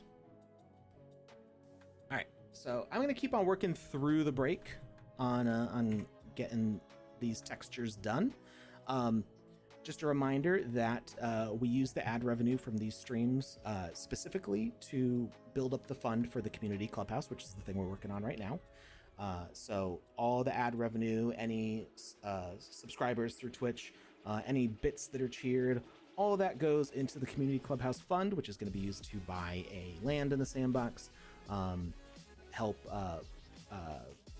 purchase artwork to populate the experience with, which when we get to that point, that'll also be a community voted on thing. And we may have other incentives and prizes and stuff involved with that fund as well. So just keep that in mind. We're not taking the ad revenue for ourselves as the streamers. This is our job. The Sandbox pays us to be here. But we get cooler features on Twitch when we do these ads and have the affiliate status. So we get to bring you some cool voting and prize options with your channel points. And then we also get to do cool stuff like the community clubhouse. So thank you for watching, and thank you for sitting through the ads for us. Mm-hmm. Is there a giveaway today? Yes, there is. I think after the ad break, maybe we'll share that form. Maybe.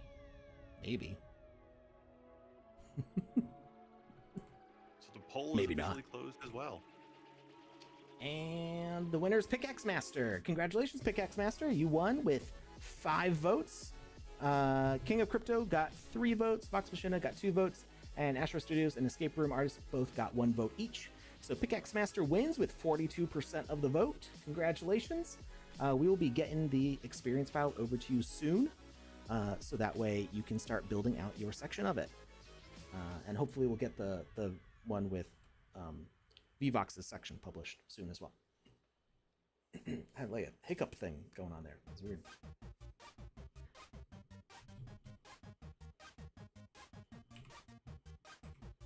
I'm excited to see what they're going to build. Pickaxe Master does some pretty cool stuff.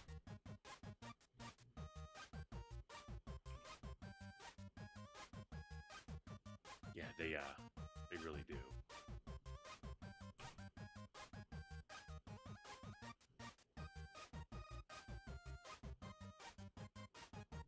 We are currently in our ad break.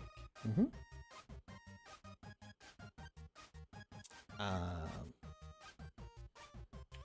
For only 1 more second. It's actually a really short ad break. We'll go back, everybody.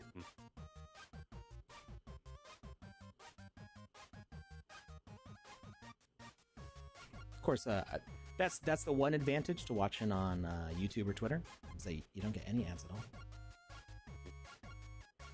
I just don't think.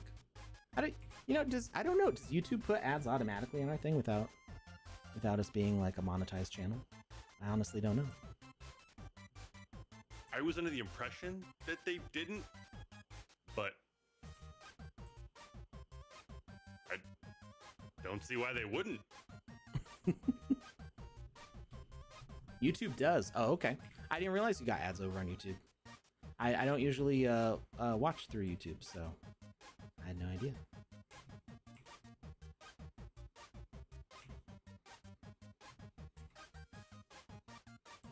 Oh, hey Alex, what are we giving away today? We're giving away Wizzy the Orange's Singed Hat. Okay, so I would like to throw this out there then.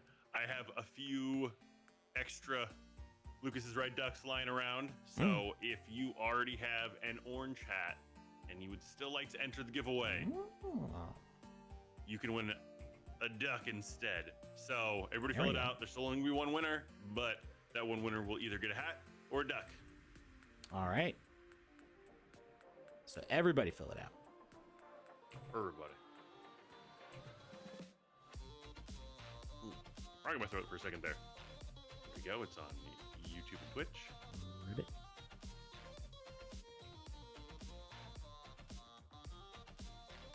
Did you say ribbit? First I thought you said rip it, and I was like, rip what? What's happening? What did I miss? Oh, ribbit. Got it.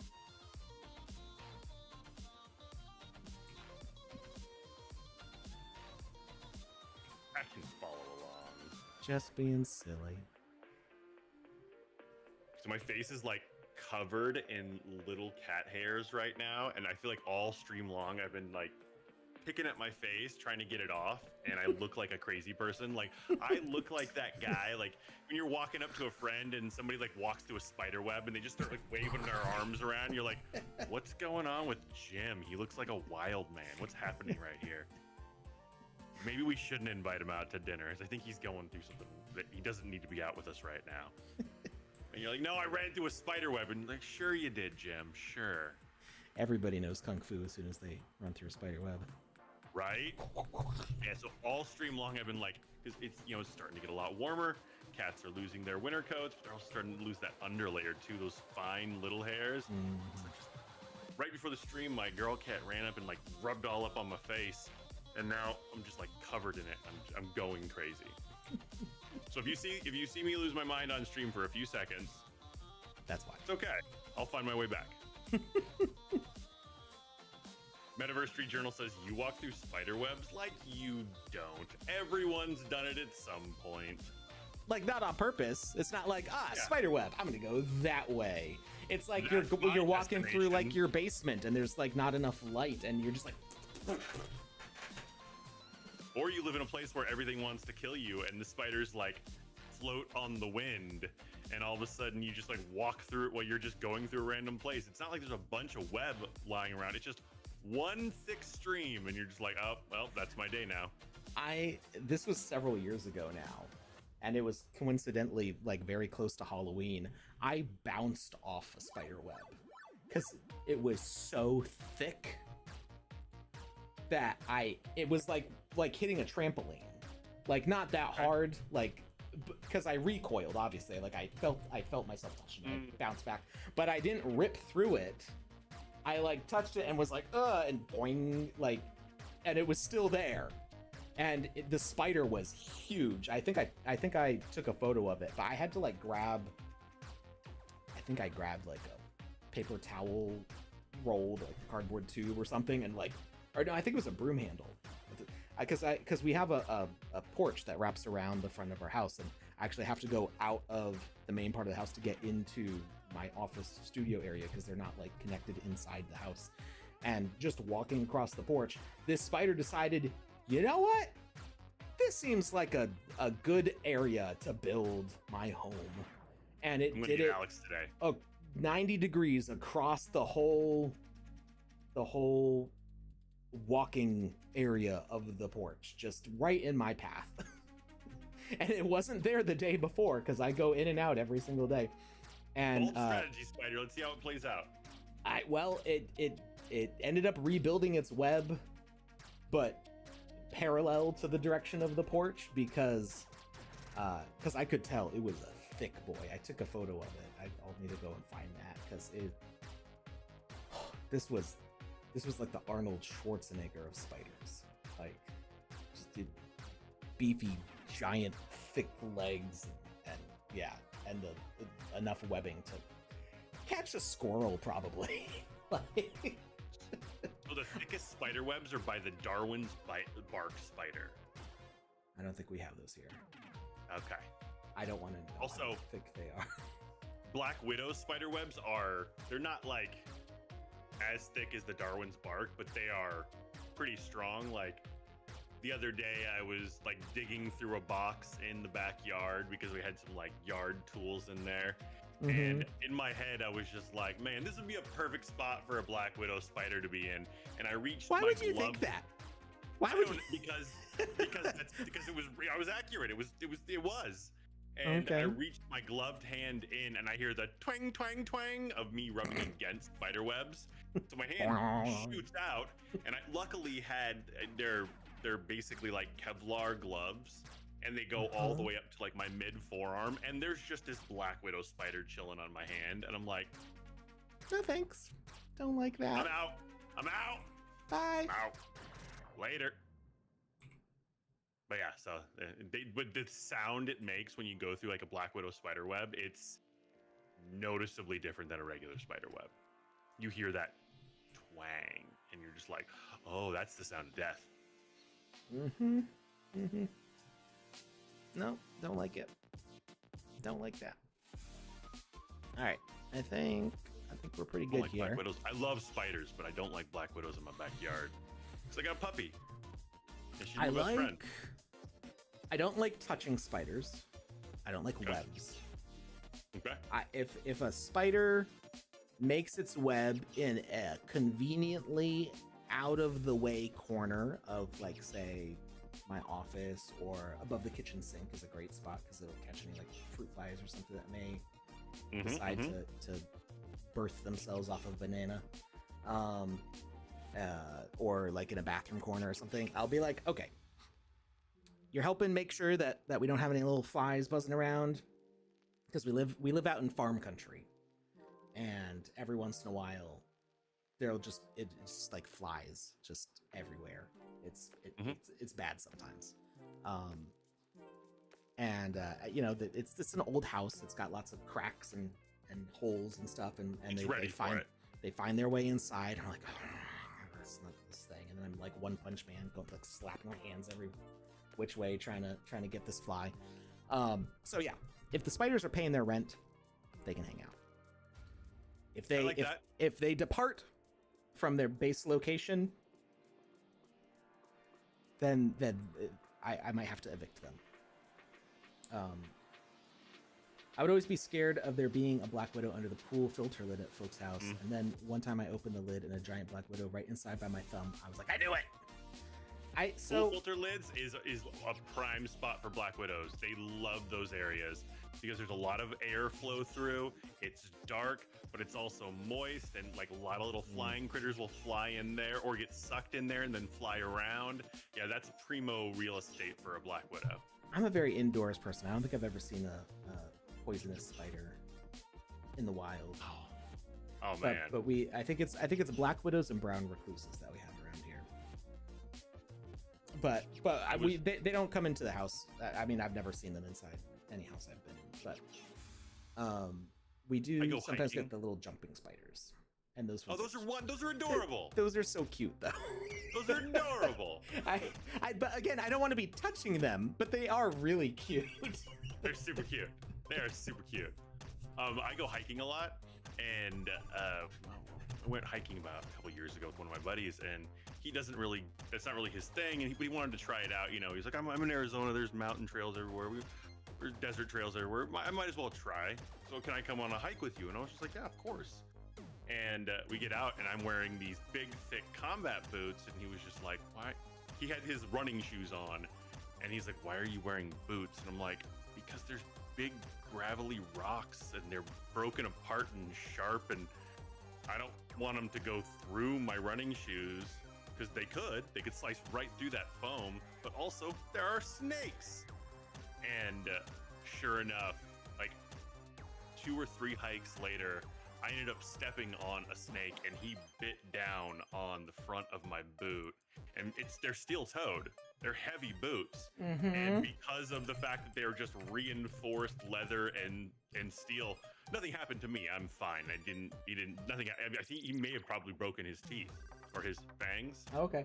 But I was completely fine. A little cartoon, like Tom and Jerry moment of like the teeth all shattering out. I didn't see any broken fangs on my boots. I checked because I was like, that'd be kind of a cool souvenir of a time I almost died. But yeah, I ran one way, he ran the other. We said goodbye and, you know, good game, and left each other alone after that. But yeah, poisonous creatures all around. I am gonna redo the top here, so that way all of these blocks have different top patterns. So you have A, B, C, and D, or is there more now? There will be A, B, C, D, and E. There's going to be 5 for now, because we have all 5 of them will have a different top. Yeah. So this one has like a raised, and then there'll be another one with it lowered. Wait, 1, 2, 3, 4. No, only 4. Okay. 4 versions. Oh, that's right, because one of them has like a roof pattern on it, not a moss pattern. Oh yeah. The 5th one is just all the darker half for when you want to make this taller, because these are all like capstones.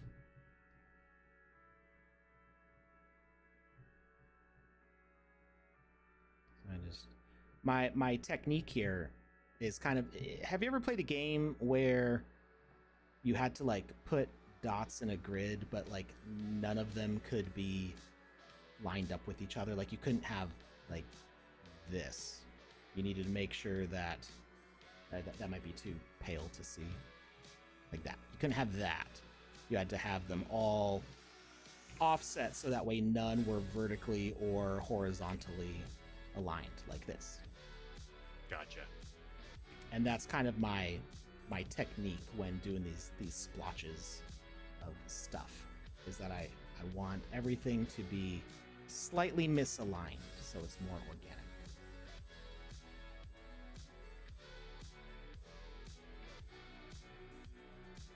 Jackie Chan over on YouTube. You're not Jackie Chan, what's up? Hi, Fred. How are you? I was gonna say YouTube felt a little quiet, a little less without you.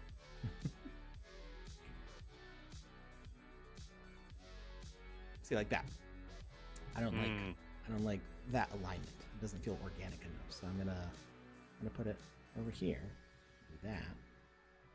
And now it's lined up there. So we're gonna do that. There we go. Now I'm happy with it. Okay, cool. You're happy. I'm happy. Well, because if I have too many things that line up, it ends up creating a visual line. Mm-hmm. Yeah. Which makes it feel too grid-like. Which it's voxels. Of course, it's a grid, but I like. You can do your best to fight against that. Yeah.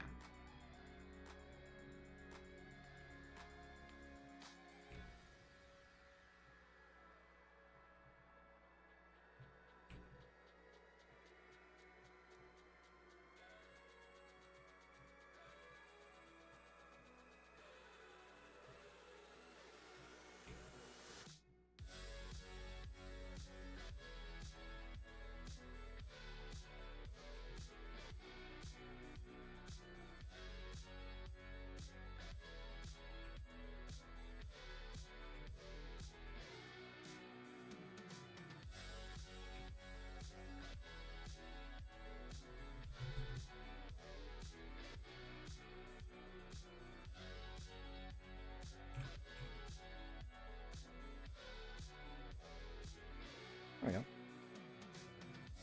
Ooh. I like to wait for a second. I look back and it looked good.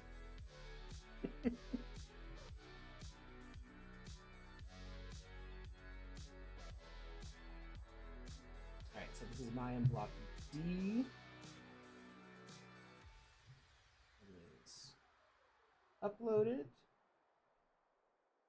And now we need to make other versions. So this was made off of B, right? Mm-hmm. So what we want is to close this one. And we're going to go off of A, which is just called Mayan Basic. The file name is not up to date, but that's fine.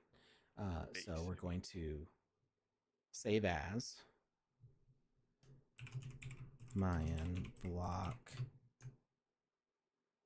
E. Mm-hmm. And now the rotation didn't happen on this one. So D and E will have 90 degrees of rotation on the parts of the pattern that we're not changing. Okay. So that way they're not too similar when they go side by side. Okay.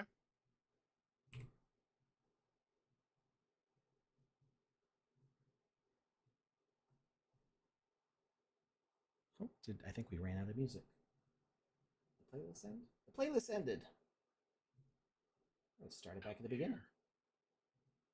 I need to find some more songs to put on. Ooh.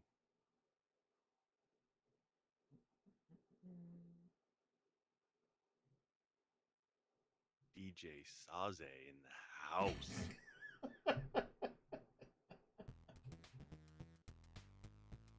Sure. I would I don't think I'd make a good DJ because my musical tastes are too eclectic, and I would play stuff that I'm like, I'm digging this, and everybody else would be like, this guy's crazy. Boo! No, but see, here's the thing. As I actually know quite a few DJs because I worked in the nightclubs for so long, and the people that made the best DJs were the ones that had that eclectic music taste, but were also up to speed with what was currently popular. So, because they would take their music that they enjoyed, the eclectic music that, you know, not a lot of people had heard of or not a lot of people had like been exposed to, and they would mix it with what was going on at the time, with what was currently popular. And by having that combo, you had this eclectic version of something that's wildly popular at the time, and people really enjoy that. I think it's a thing that I could maybe like study and become good at, because I think that's something that most people could do, and maybe not enough people try to do, is that if you just put your mind to something, you can learn how to do it. There's some things that I I don't think I could be a quantum physicist. I don't think my brain works the right way. Maybe if I put my mind to it hard enough, maybe I could do it. But I have no interest in being it. Occasionally, like reading articles or like watching YouTube videos about quantum physics type things, and I'm like, that's interesting. I don't really understand what's going on, but it was interesting. So me actually being able to figure out and do that as a hobby or a career, I can't picture that. But musical stuff, I could see myself doing it. Your stealth. Mm-hmm. You see your stealth. But again, it's not something I'm not sure that I'd want to do. That's fair. I do really enjoy music though. If it was more along the lines of sometimes you'll have like a DJ between sets at a concert or like a bar show or something, that there'll be somebody, oftentimes it's just somebody like playing like a Spotify playlist or something. But I do, I went the wrong direction with those lines. Distracted myself.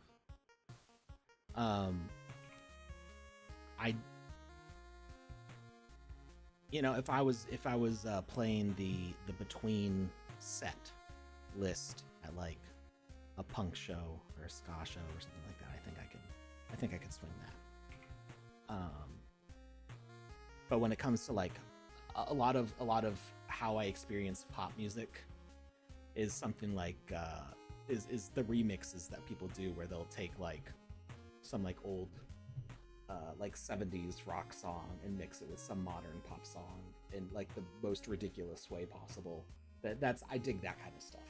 That's how sometimes there's songs that are really popular right now that have just come out, that because I don't listen to regular pop radio, I only hear it because of the remixes, and so I can only hear it that way.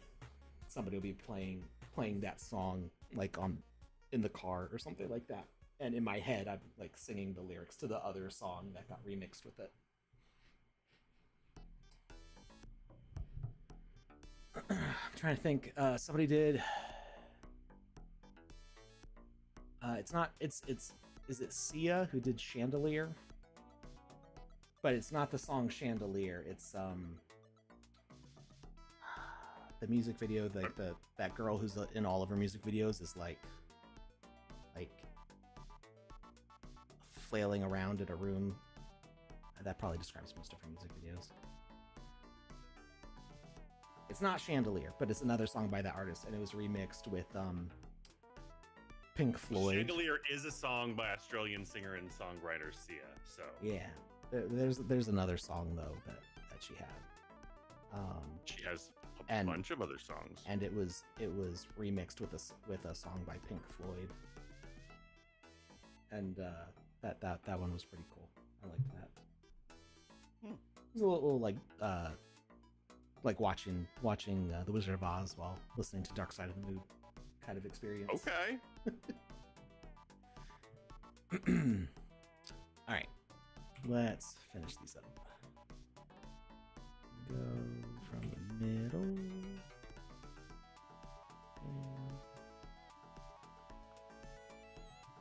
Not all the way.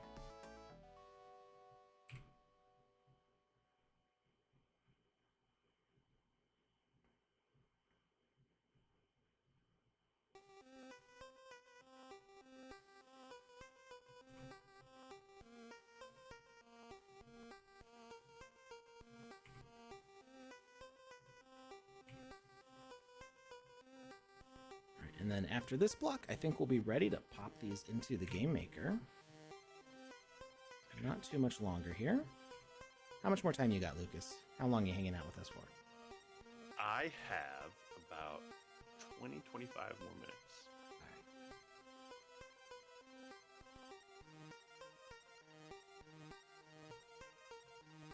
All right. I'm glad you're liking the sandbox, Ricky. Rifky, sorry, not Ricky, Rifky. Rifky Tay.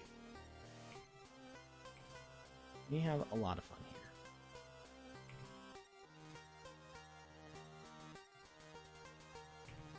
gonna be honest. Rifky's username reminds me of like a Superman villain. Like if we added just a third name in there, it was also a single syllable name, you'd be like spot on. Rifky Teza. Done. You're from the Phantom Zone and you're Kryptonian.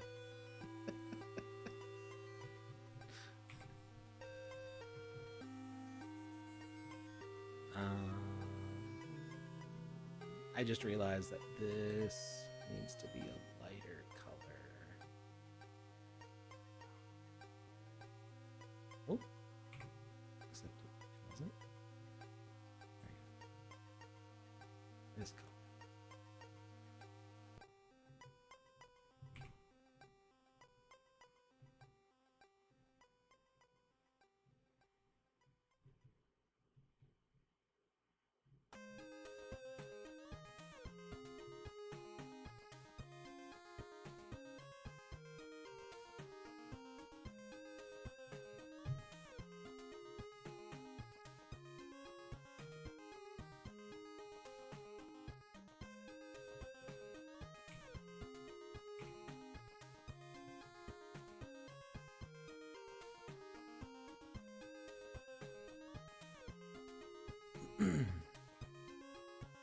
Actually, we used that with all of these, didn't we? That was lighter. That was darker.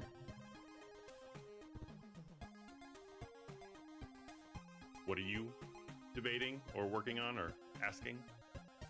Just the shading. The shading that I used here. I'm making sure that it's consistent. Gotcha. So this needs to be darker. And this needs to be darker. And yeah, you went about one shade darker on both those.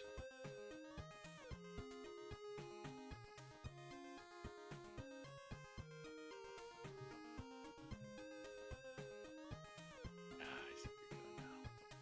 yeah, Picking up what you're throwing down. just making it consistent.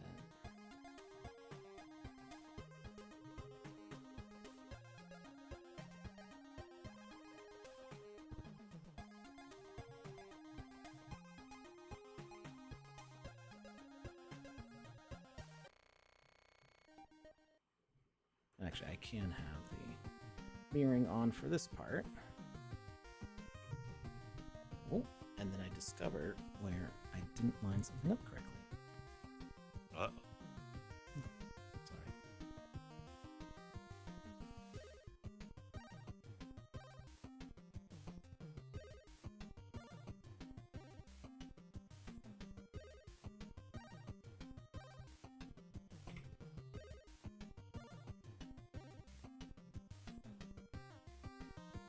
Actually works out better that way.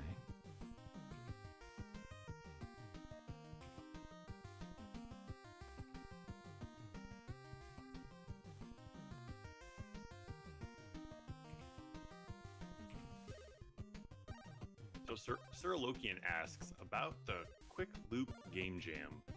Do you know what is a crash game? Because the template is a bet game. Don't know if it's the same thing. Thank you. Sir Lokian, did you by any chance check out the AMA for the Quick Loop Game Jam that Panda and Cornton did this morning?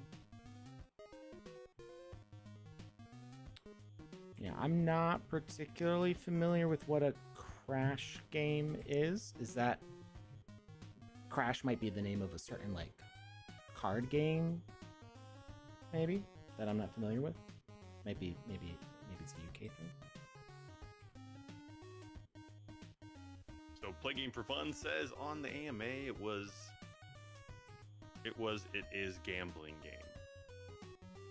So I believe they're saying that. What is it? Is it Crash or Cash? That's a good question. I think it's Crash, but I could be mistaken.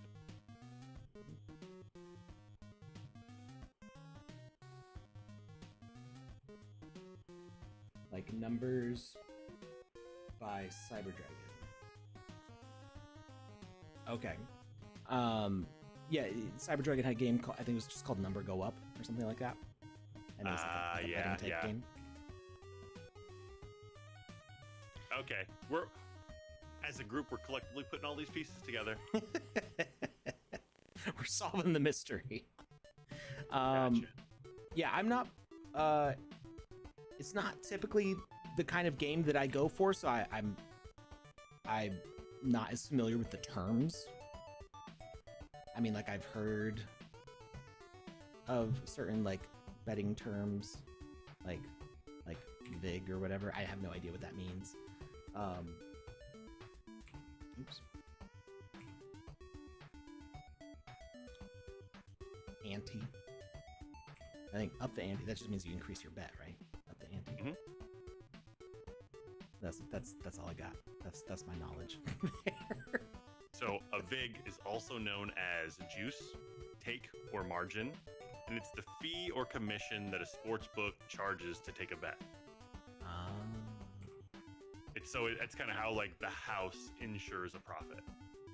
Like, if you lose this bet, I get your money because you're betting with me. But if you win this bet, I still make some money because I'm charging you to place the bet. And I believe a VIG goes up in conjunction with how hefty the actual bet itself is. That makes sense. So if you're betting $10, the VIG will be $1. But if you're betting $100,000, the VIG will be a lot more.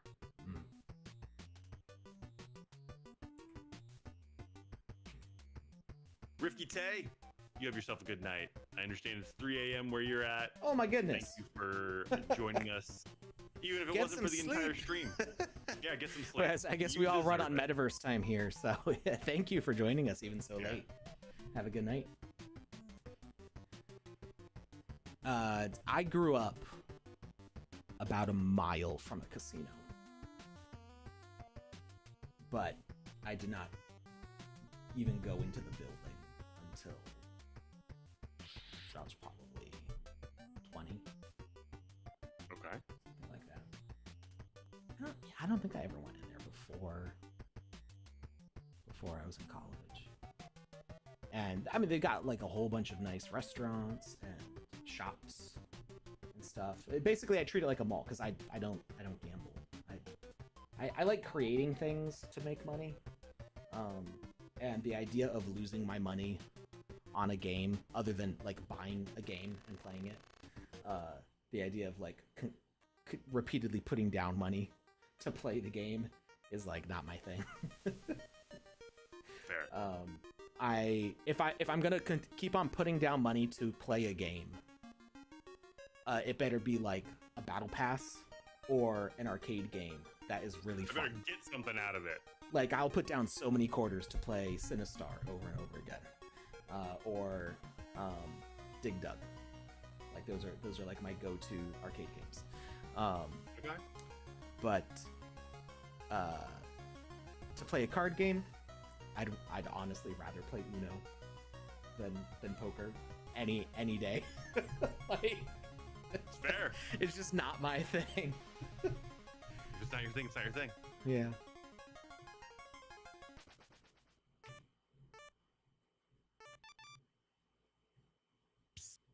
What's up? Do we have some winners? We got a winner. Who's our winner?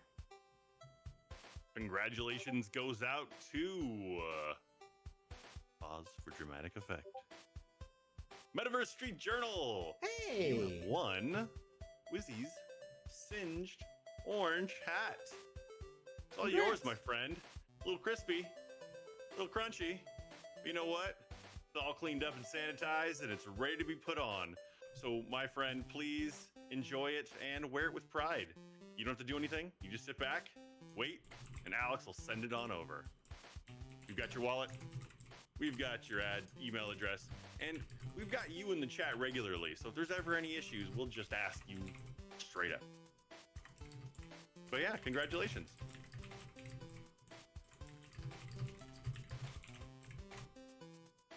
All right, just had to respond to somebody over on Discord real quick.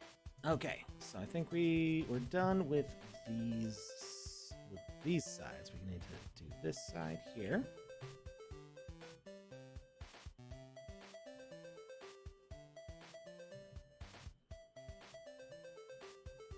So it ends up visually a little bit different than the rules that I had for the bottom part, which is okay. Mm-hmm. Just to keep things.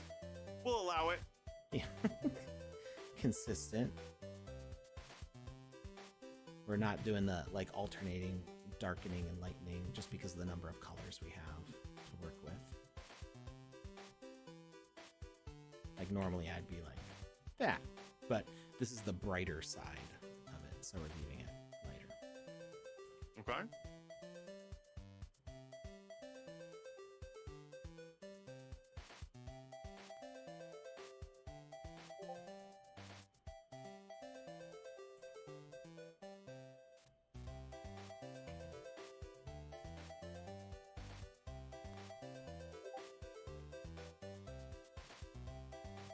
Yeah, I think Discord for some reason decided to not do streamer mode. I don't know why it's not recognizing it. I turned my streamer mode off a while ago. Oh, I always leave it on, and but I'm hearing the badoop right now, which is distracting. Although I can't go into my settings. Oh, there we go. Streamer mode. Enable streamer mode. It's supposed to automatically turn it on when OBS is on. And for some reason it didn't do that today. I guess technically I'm not really streaming. I'm just hanging out in a voice chat on Discord. So that makes sense why it wouldn't be the same for me. You're not streaming, silly. I'm a real boy. No, you're not.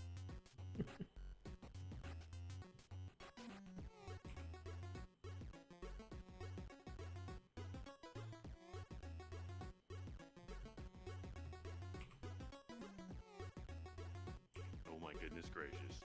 Alex. What's that? There's a zombie zombie sighting. We got woke zombie in the chat. I was like, what are you talking? Did we go back to, what was it, 2015 with the clown sightings? All the bath salts. That too.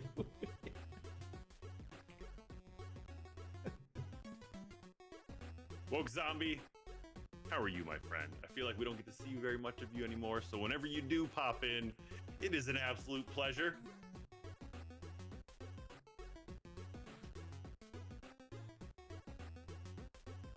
Streamer, my Discord. Oh, were you messaging me? Or maybe, Did they hear your notification ding? Yeah. Well, that's why I was like, I'm hearing my notification ding, which means everybody else is hearing my notification ding, which is one of the reasons to enable streamer mode, so you don't have the whole chat going, what? Gotcha. That does make sense. So Woke Zombie says they're good, and he's still waiting for me to swim to the UK. So, okay, but hold on now, hold on. I think this is doable. I'm taking a trip to Maine, right? And Maine and the UK aren't that far apart. Yeah, and it's easier than trying to swim from where you are right now because you're landlocked. Exactly. Trying to swim from Arizona would be lunacy. Although, now that you mention it, I do think I could swim through the dirt. I've seen plenty of cartoons where it happens, so it's got to be possible. TV wouldn't lie to me. Oh. Man, it's only like a 10-kilometer swim. Wait 1 second. What is it from Maine to the edge of the UK? It's more than 10 kilometers. I know it's more than that, but it's not much. It's actually a pretty short distance.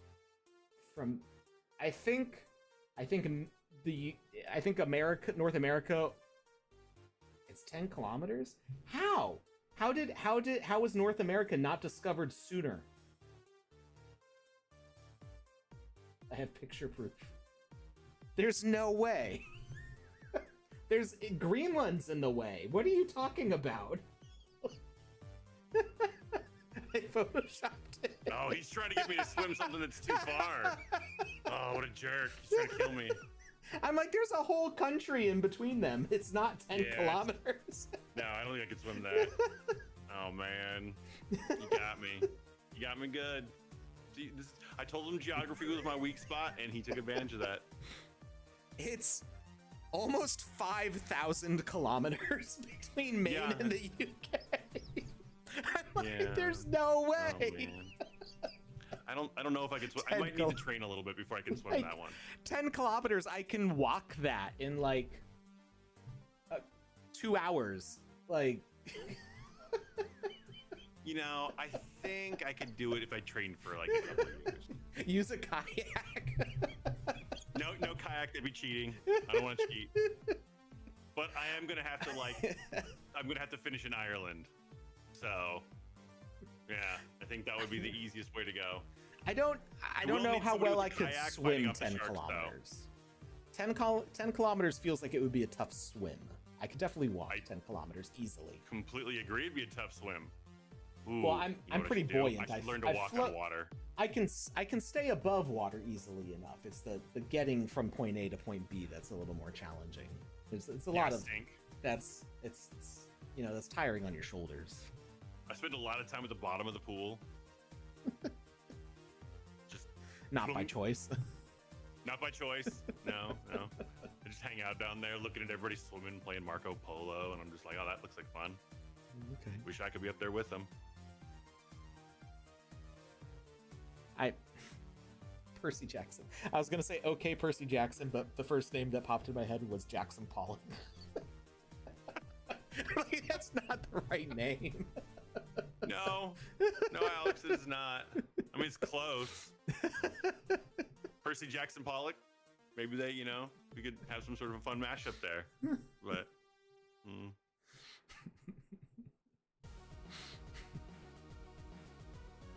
I will need somebody in a kayak near me to fight off the sharks, though, because I can't swim and fight sharks at the same time. That does. It's just unreasonable. There is a level of difficulty in trying to do both of those things at the same time. I can either fight sharks or I can swim. I can't do both at the same time. Right. Yeah, and it would be unreasonable to ask you to do both at the same time. But there's going to be somebody that does. Thanks, the government.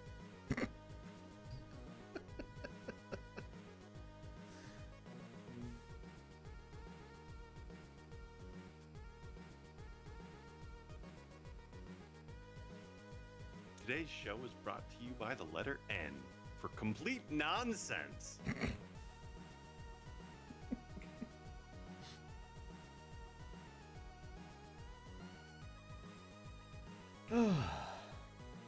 My cheeks hurt now. Good. Been laughing too much. That's the sign of a good show. When I leave on Saturday mornings, I walk out of my office and I walk upstairs, and my wife is, generally doing something in the house if she's still here. And when she sees me, she says the same thing every time. She's like, "How your cheeks doing today?" And if I say my cheeks hurt, then she's like, "You had a fun time, didn't you?"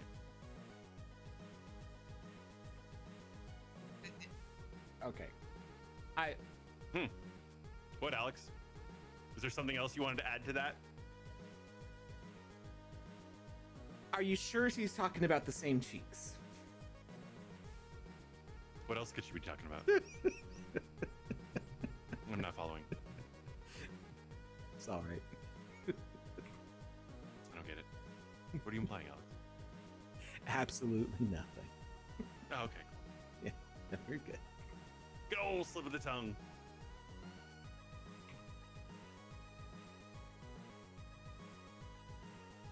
All right. Easy peasy. That one was a lot faster to do. We're gonna that was good upload. Too.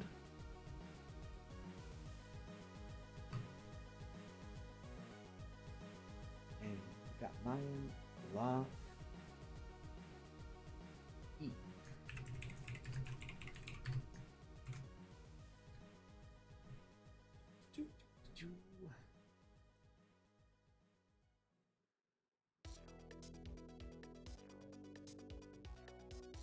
All right, now I got to log out of my regular account and log into the community clubhouse account, so that way I can wish list those blocks, because I've not been able to add them to a dynamic library yet, to an asset kit. They will be in the SandFam community collection, which also I need to. There are a couple people who submitted artwork to that, and there's just been a lot of other stuff going on, so I've not been able to add those to the collection yet. If you submitted to that, I am getting back to you, I promise. Hopefully in the next week or two. There's been a lot going on.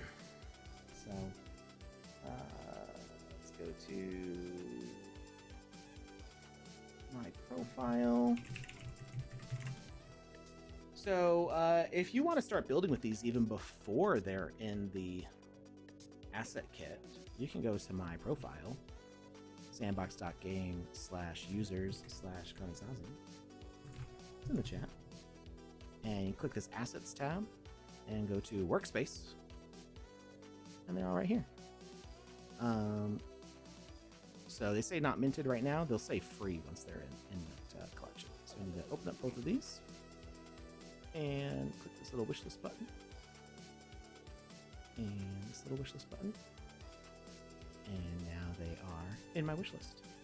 And I'm going to fire up the Game Maker 0.11.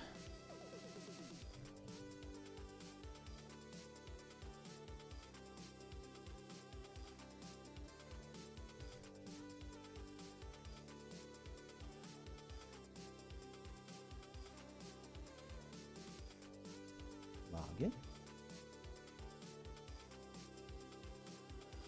Workspace.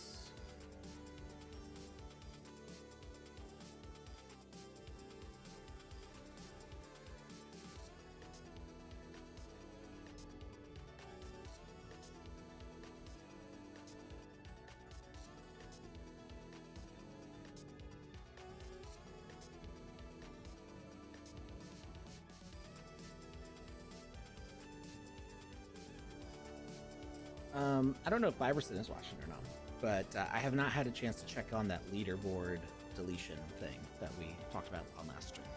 I do need to look into that. Seen them in the chat today? Yeah, I haven't seen. They usually say hi, so I don't think they're here right now. Yeah, they're not here right now. All right, let's go. I'm gonna change. Put them blocks. Put them blocks. All right, so we're gonna go A. We're gonna clear out all these things. Go A, B, C, D, E. I'm gonna put another block here that's very clearly different, so that way it's easier to see what we have or have not done yet. And I'm gonna go inside and do the interior first, so it's easy to see from the outside what needs to be covered up. I do wish I could change the camera angle, be like super wide. That'd be cool. Also, easier. I do have to get going soon, unfortunately. All right. I suppose we can let you go. Did I? Yes, we already announced the winner. I was like, yes. Yes, I did. We're all set. Thank you for hanging out, Lucas.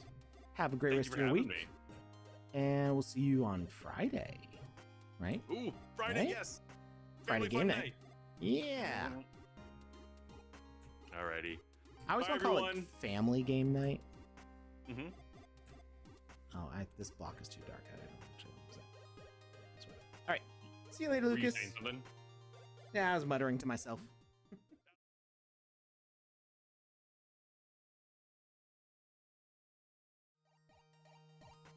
All right.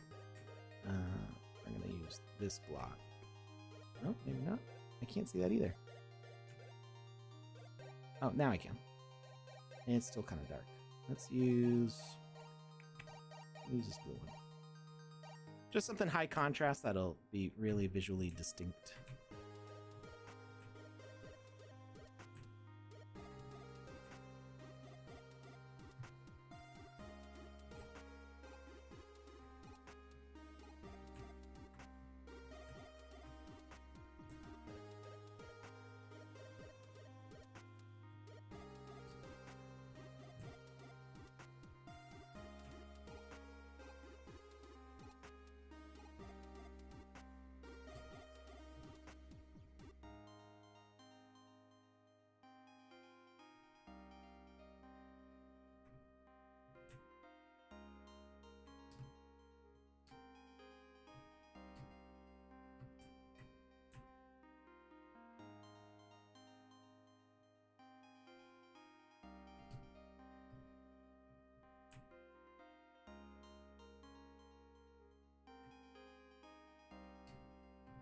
And this is so I don't miss any, because the blue will be really easy to see, but because all this stuff is shades of gray, it can be pretty easy to miss a corner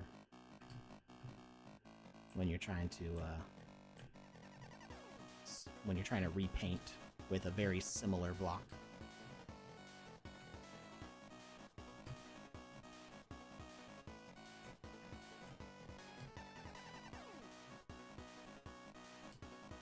Where is the camera? There we go.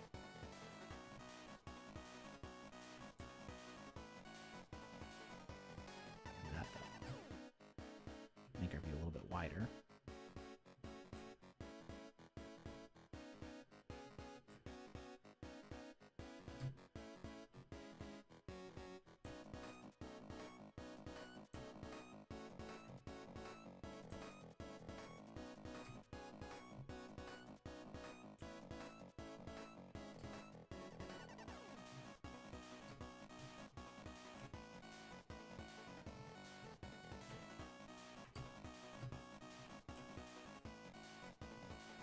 And Panda should have the wallet address pretty soon that people can start donating artwork to if they would like. You don't feel obligated to, but I do have some pictures that I would like to send to this account and start populating out this gallery. All right, that is the whole interior. Exterior, we're gonna swap it for this orange one. Not the glove. There.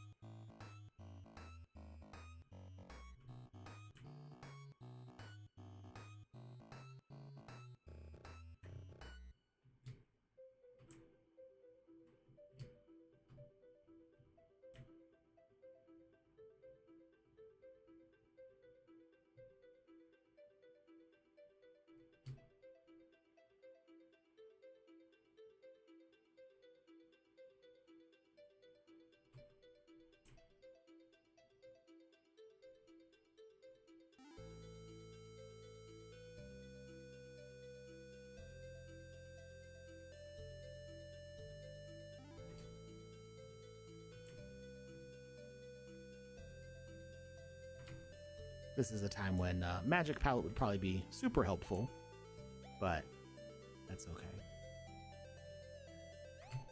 Actually, it would be a little bit challenging in Magic Palette too, because we would have to rely on remembering which block is which color in Magic of Voxel, not being able to see the full texture of it.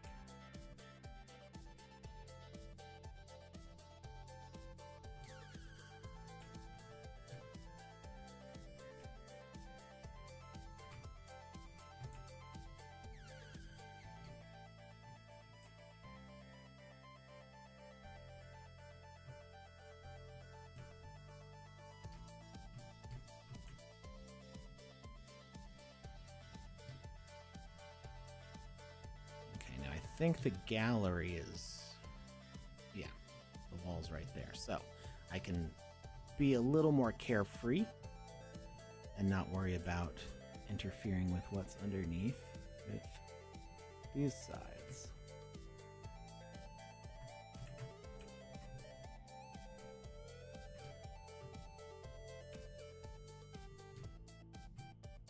The reason I'm doing it in these two separate colors is so that way I can tell what's visible from the bottom and what's visible from the outside and what's visible from the inside. So that way I'm applying blocks consistently and mixing up if I want to do like a certain pattern on the inside different from the outside.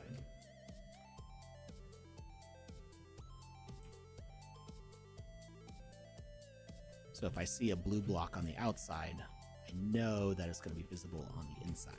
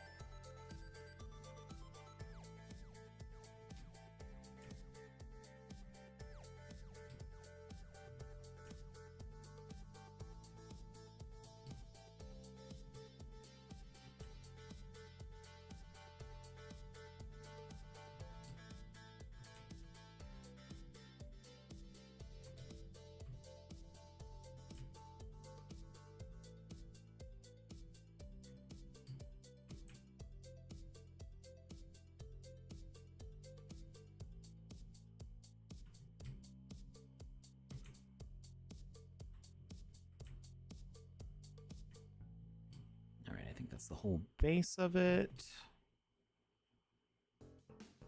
All right, and now for stairs, I was kind of thinking of using my the steps that I had done.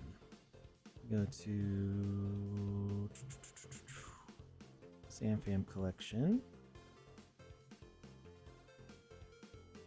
Sandfam collection is gonna load. Okay, there it goes.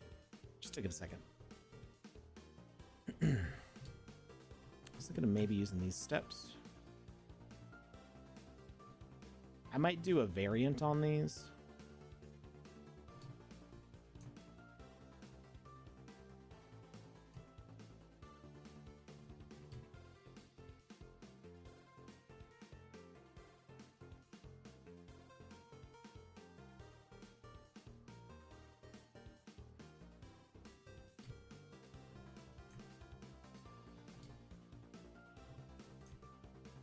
That matches the Mayan pattern a little bit better, but this should give us a nice slope in here.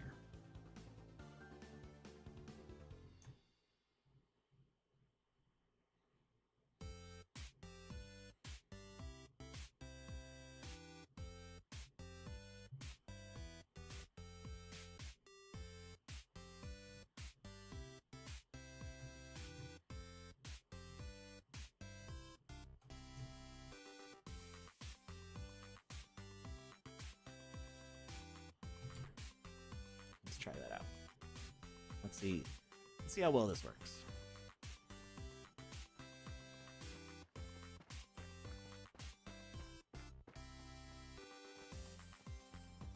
Well, we kind of do a weird skip down, although I imagine if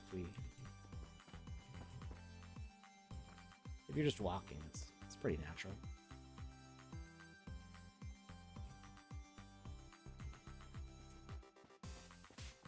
So you can run up and down them. Can you slide down? No sliding allowed.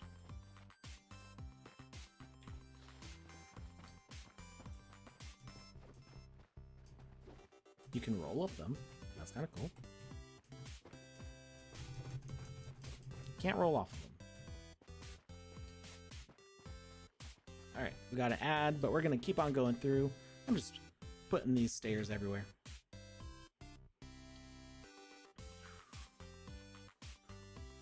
I think what we'll do is we'll actually group these.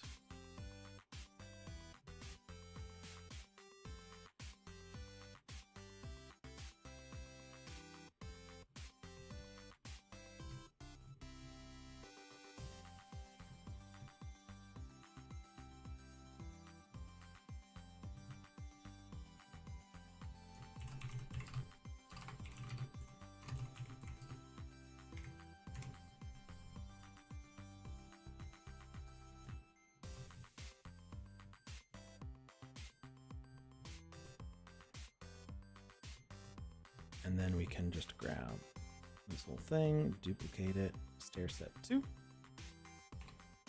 Oops. Rename. Maybe. And hopefully it rotates nice and easy for us.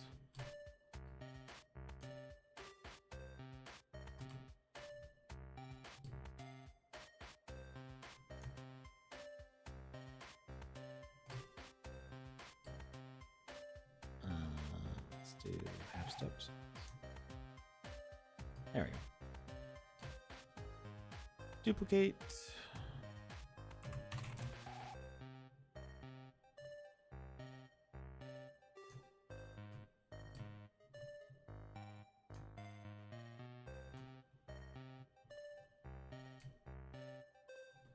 And oh, did I move both of them? Oh, we just got far enough away that they became invisible. And duplicate.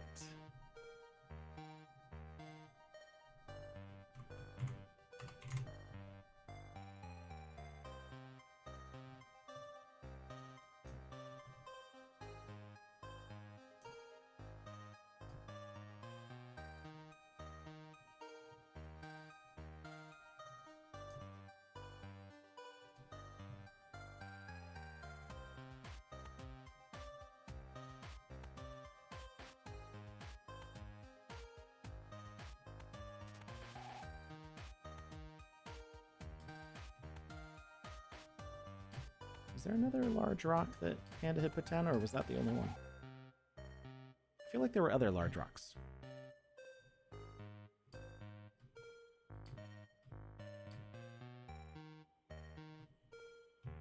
I guess we'll put it in with props.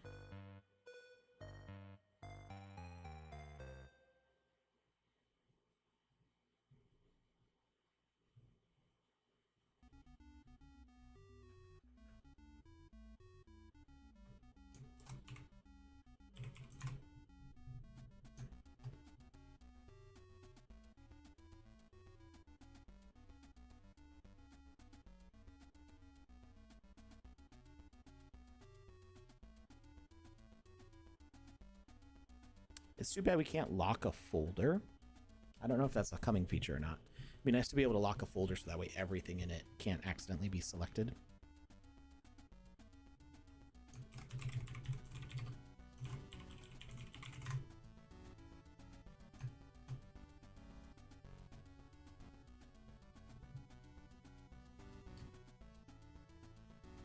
All right, so we've got our top pattern here.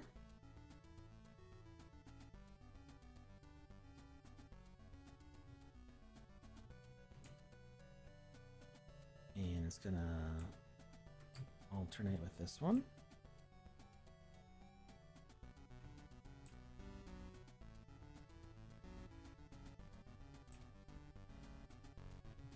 Oh, I did it wrong already.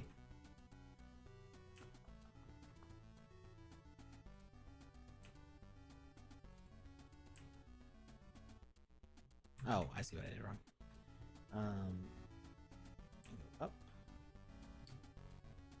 And then we go down. And then we go up. And down. So I think we're going to need double that.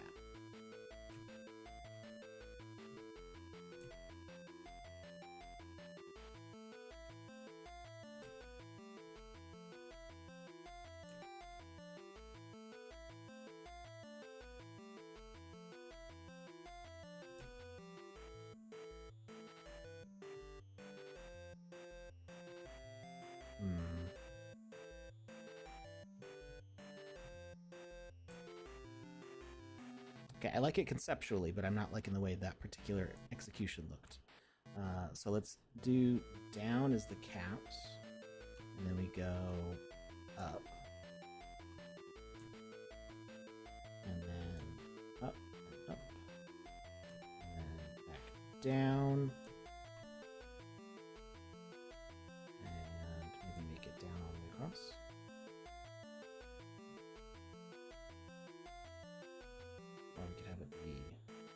double up.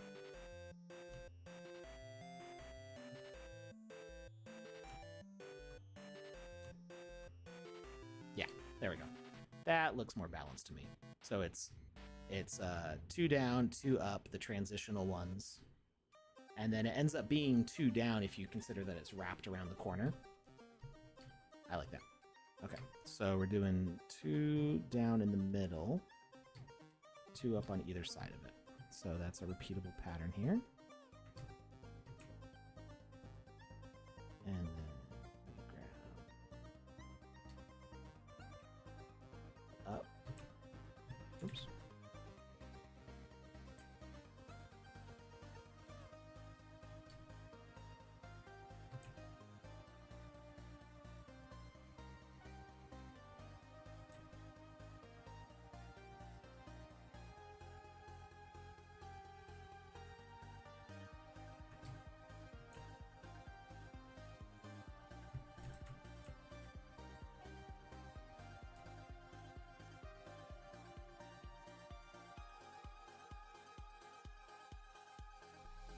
Does it not work on the opposite side? Oh, that might be a problem. I thought it would work.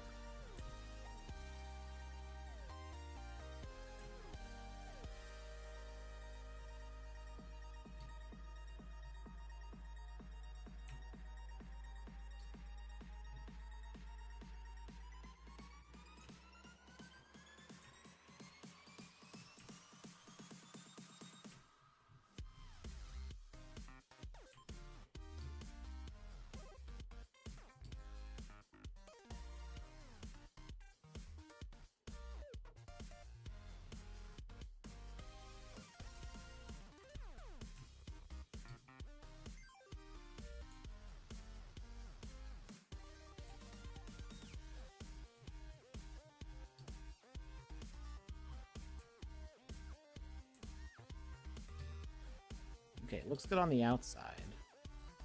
But when we look on the back side, it's all kind of scrambled.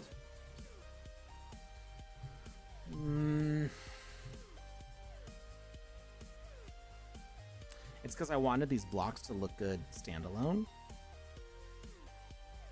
even though they wouldn't typically be used that way.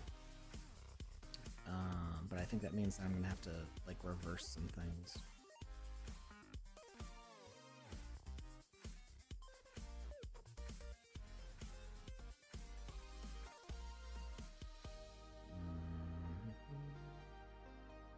It's either that or we can't have a single thick wall. Hey guys, how's it going?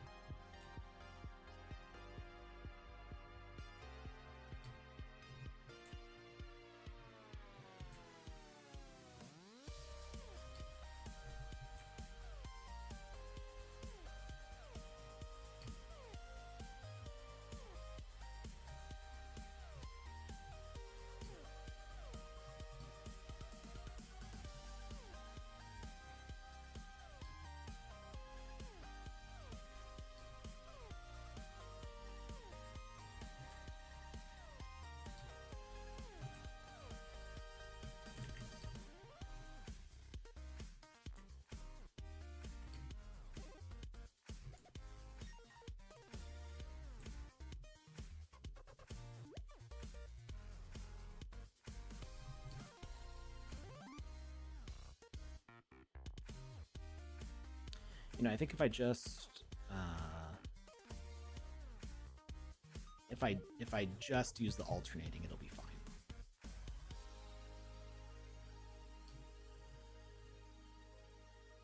Because that's kind of what I had planned it for anyway. So for at least for it doesn't matter on here because we're not seeing the back sides of these, but at least for up here, it matters that we go every other, except maybe come the middle. Actually, no, I think it'll work.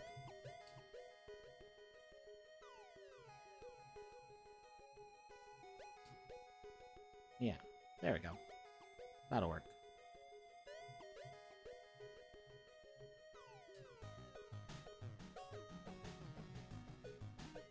My plan only works when I actually follow all my own steps. Of course. Do you not find that grid tool infuriating? Honestly, I wasn't looking at it. There are times that I find it infuriating. Maybe. You can turn it off. I guess that's why you're asking why don't I have it off. Honestly, like as I'm doing this, I'm not even looking at it. Like it's filtering out. But if it's bothering other people, I can turn it off. And grid off. Or we can make it more intense. Rah!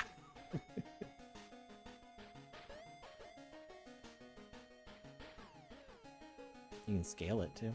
That's kind of cool. Sometimes it's really useful, like for trying to plan things out. But I mean, I'm so used to just the look of this that I don't really need that at all. Yeah, it literally just filters out for me. I didn't even think about it being there until you mentioned it.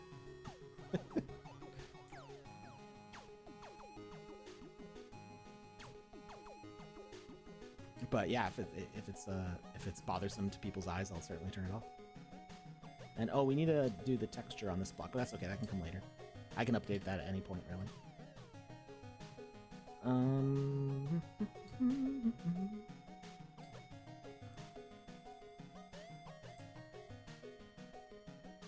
Okay, so do that.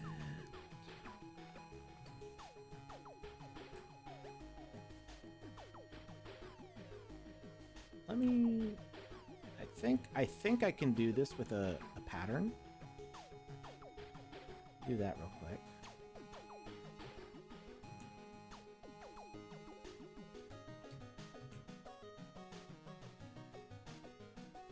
Yeah, that'll work.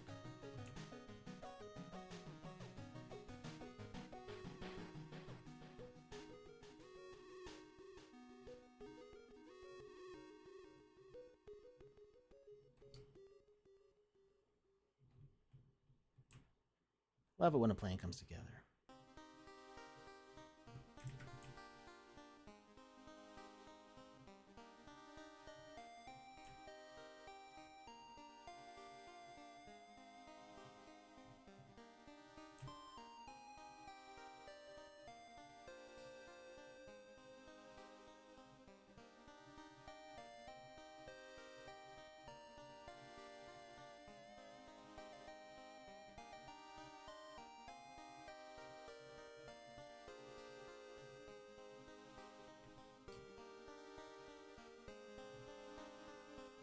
Hey, Mr. Sanctum, how's it going? Yeah, I think if it was higher contrast, I would notice it more. But yeah, my eyes just kind of are not paying attention to it being there.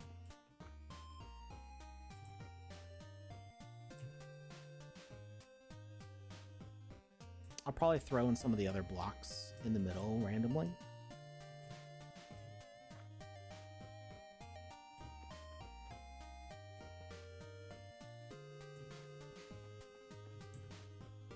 Let's save, though. It's been a little while.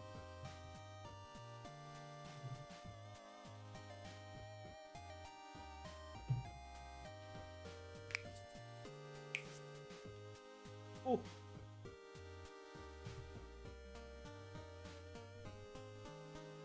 Oh, I should be wrapping it up. But I think I will at least try to do some of the sides here.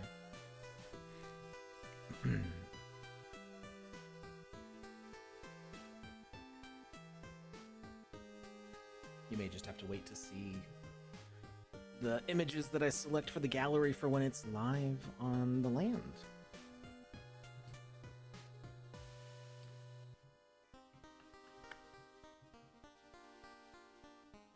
Let's throw in some randoms here.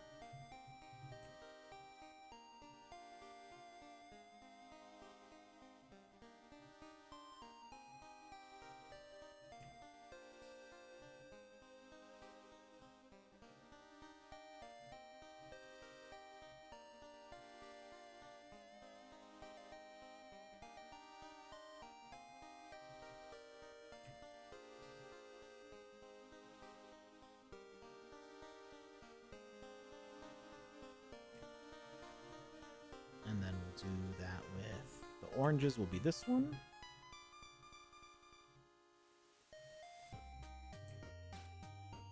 And the blues will be this one. And this way we get all 4 variations of the top graphic.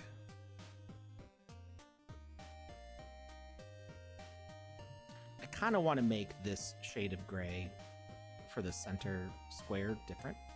It means free uploading all 4 of them. But I like that though. Alright. So now we need to figure out what the pattern is going to be for the outer corners here. So I think I'm going to go with the full cap and then up and over and down and down, up, and then we'll keep it up and down.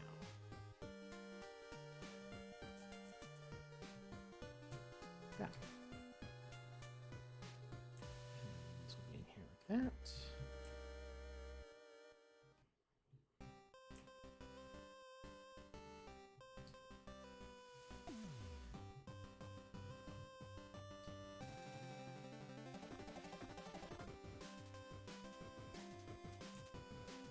Yeah, I think I'm really going to need custom stairs for this.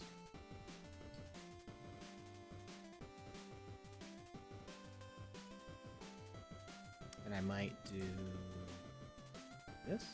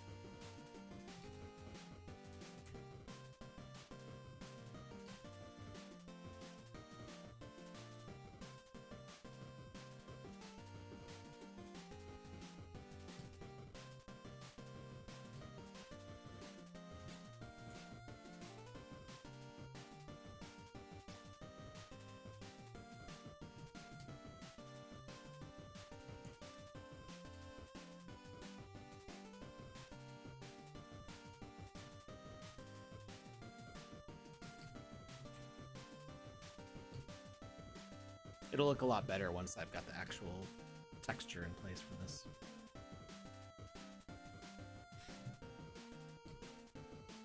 And then we'll do the not for this version, but the next time after this comes back from King of Crypto, we'll add in maybe some mossy blocks that have like little bits of little greenery in them.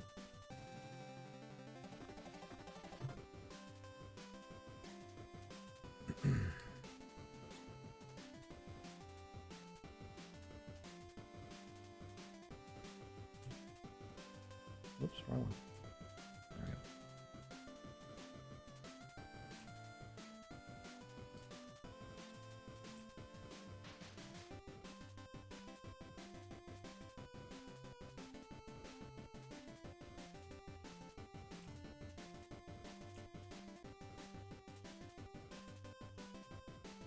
You know what I can do? I think this works. Does it? Foliage. Nope. I can't group change the bulk. Oh wait, no, I can.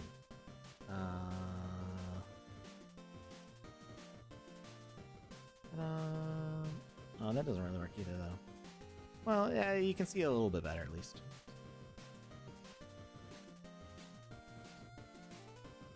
So yeah, what we're doing is this belongs in here. If you select the whole folder, then you can lock, and you can change transparency of the whole group at once. So now, I guess I can select it. Can I move it? Yeah, I can't move it. It's all locked down.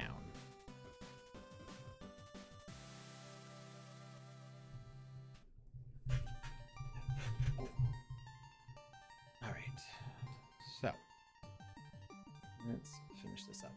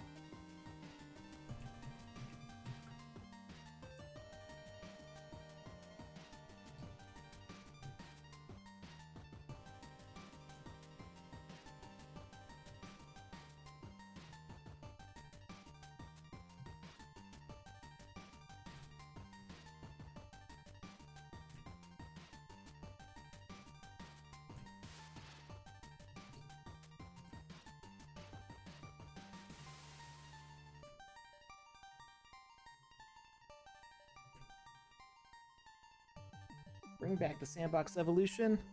I don't think it's going to happen. It still exists. If you want to play it on PC, you can grab it off Steam. The game itself still works on Steam for both Sandbox and Sandbox Evolution. But there's no devs left for that team. All of them have either moved on to this version of the Sandbox or to other projects. The Sandbox Evolution is no longer in development.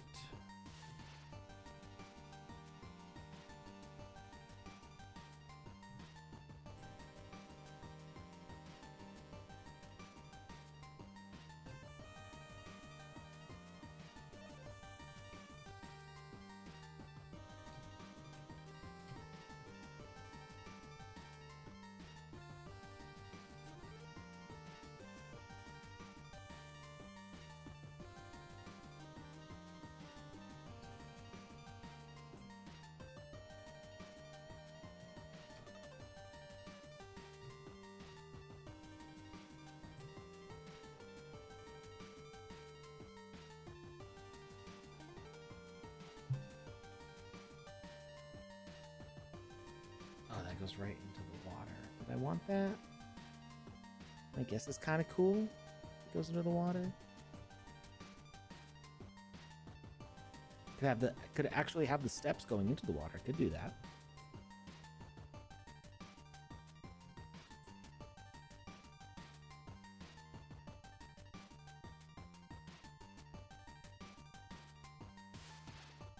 Now what if I did that? That's kind of cool.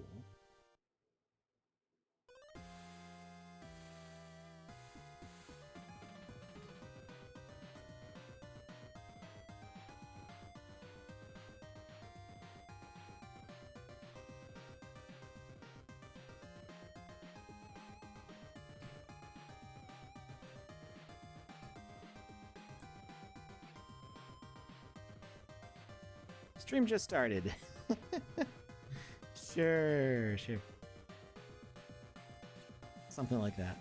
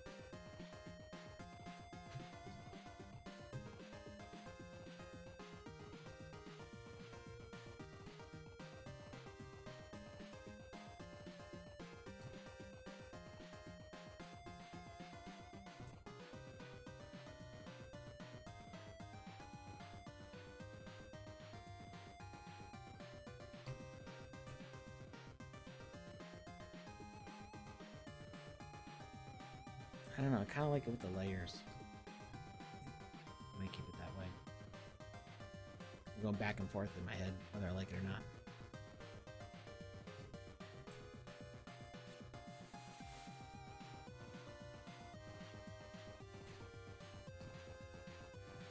Alright, we got the top edge done.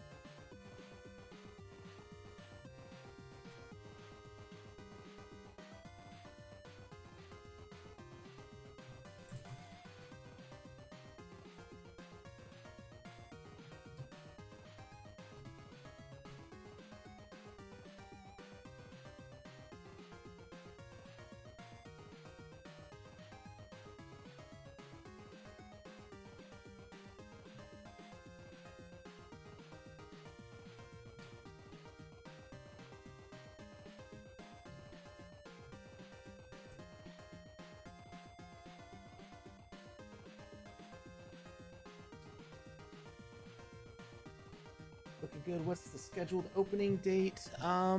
So we need to get the land that is going to get published on. Panda has a ledger set up. She's just got to connect it to the account, and then we also need the sand distributed to it. So currently, our Twitch account is set up to like hold the funds, which it's been holding the whole time. That's actually what prompted all of this. Is I was just looking through like our Twitch settings. I was like, oh, we actually had like a few $100s saved up in ad revenue and stuff over the past couple of years that is just sitting there because we never set up a bank to cash it out to. Like we should do something with this money. Let's build something for the community. So that's what started all of this, but we still need to get that account and stuff set up. So we're working with a Sandbox finance team to make sure that everything is set up the correct way, that they're happy with it, so that way we can buy the land. And so really buying the land is the thing that's determining whether or not this can be published, because this is going to update every month basically with whatever the new content is. So it'll go out to that builder for a month, they'll send it back to us, I'll do any updates that are needed on the top layer, or Panda and I will do any updates that are needed on the top layer, make sure everything's working correctly, and then it'll go out to the next builder. So really we're just waiting on the land, because as soon as we have the land, this is pretty much ready to get published. Once I'm done putting these blocks in.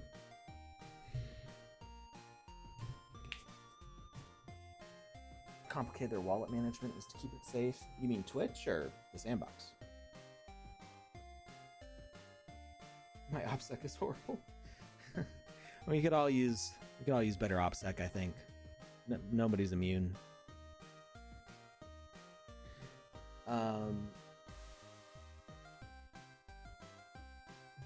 That's why we're using a ledger. That way, Panda and I can both control it from opposite sides of the Atlantic, because you can set up multiple ledgers to have the same seed phrase, and then they'll functionally, it's almost like having a multi-sig account, except each sig has full authority. But that way, we're not sending MetaMask access across the internet. So we can get that thing figured out. Come on, save it. Working on a casual little game, maybe can test on stream next time or sometime. Yeah, Saturday stream, we can check it out. Looking for things to play next Saturday. Not Jackie Chan, be happy to do that. And we also there's the game jam, the tiny, what's it called? Little loop, tiny loop, short loop, tight loop. Fruit Loop, something loop, Rapid Loop. I don't remember. Game jam going on. So if you've got a casual little game, that might be a good fit for it.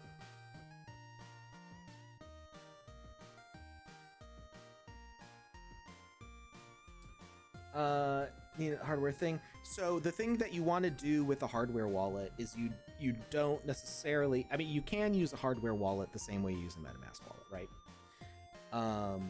Quick Loop. Thank you. I think of all the words I said, quick was not one of them. So the thing with a hardware wallet is if you're using a hardware wallet for security, it can be a good idea to use it as a cold wallet, basically. Like, you can send stuff to it, but don't use it to make transactions. So if you're using that as your storage, it's like, this is where I'm putting the stuff. So you could connect that to the Sandbox and have that be the only thing you ever connect it to, and then disconnect it and like never touch it again, basically. And then do all of your buying and stuff from another account. If it's cold, Sandbox gonna see it. Well, yeah, so yeah, thaw it for the connection to the Sandbox that one time, and then like disconnect it. And then it's basically, the wallet's unusable, but you can basically airdrop your stuff to that wallet, and then it's like you're air gapped. Like, you just will never ever use the wallet for anything else.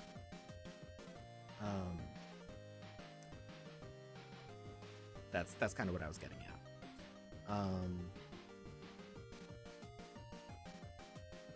But yeah, you don't. If you're using a ledger for security, then you can use it the same way you use MetaMask. Basically, it just means that whenever you do the transaction, MetaMask sends it to your ledger, and then you have to type in the passcode with the buttons, and it can be a real pain in the neck sometimes. But you do it, and then it's done, and then it times out after like a minute or two. As long as you're not removing anything from it, you can keep it cold, right? Well, that's the thing. In order to connect it to the Sandbox, you do have to make not a transaction, but you have to sign that wallet is connected to the Sandbox. So if you want to truly make it a cold wallet, it would just be for storage of land, and then you wouldn't be able to like publish on your land, really. But if you do connect it that one time to the Sandbox to say, this is where my stuff is for the Sandbox, and then you can transfer everything to that wallet, which is easier now that OpenSea allows you to multi-send. Did we determine that you could do that? Yeah, you could send multiple assets to one wallet with OpenSea now. You didn't used to be able to do that.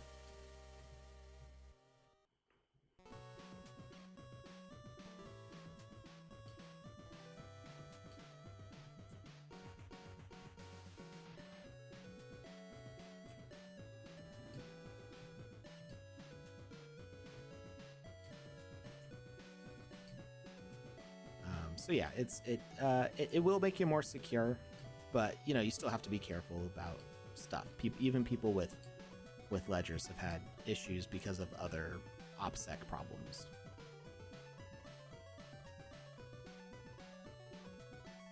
And I mean, like as Sandbox staff, we get training on that kind of stuff, but people still make mistakes.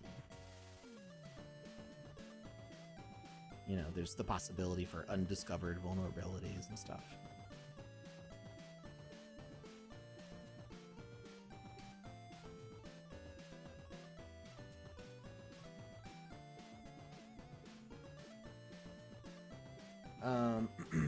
Yeah, you wouldn't do claims. Yeah, that's the thing. Yeah, you wouldn't be able to do claims, stuff like that. So having a totally cold wallet and like using it for stuff on the Sandbox is not really possible. You'd want that more for a I guess land when you're not using them, maybe. I don't really keep a cold wallet in that sense. because so much of what I'm doing is like in active use, and I'm always transferring stuff out to people. My thing is that I rarely have enough like ETH in my wallet at any one time to be a good target or to be able to transfer out everything that I have. It's like only got like a dozen or $2 in Ethereum. It's like, well, good luck getting everything out of there because you're gonna run out of gas pretty fast.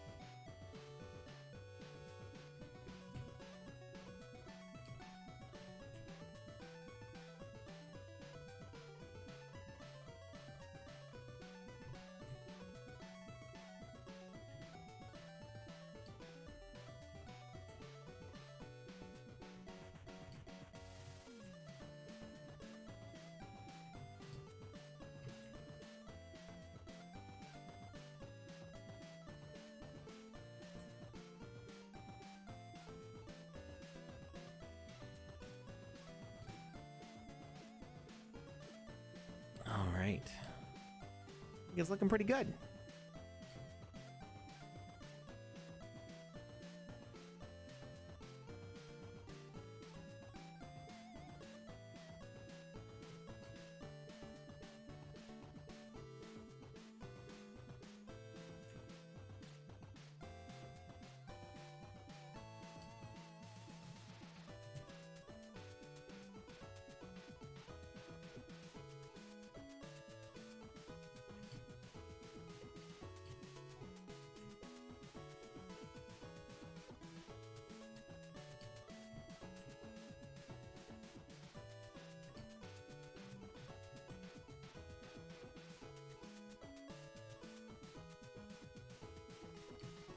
Needs more greebling.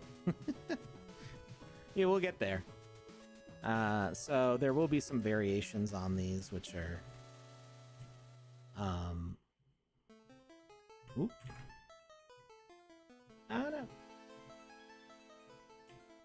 Which will have little bits of mossiness to them. And I think I am going to go back and I'm going to like make a slightly darker gray for the center of these squares, just to add a little more variety to the surface.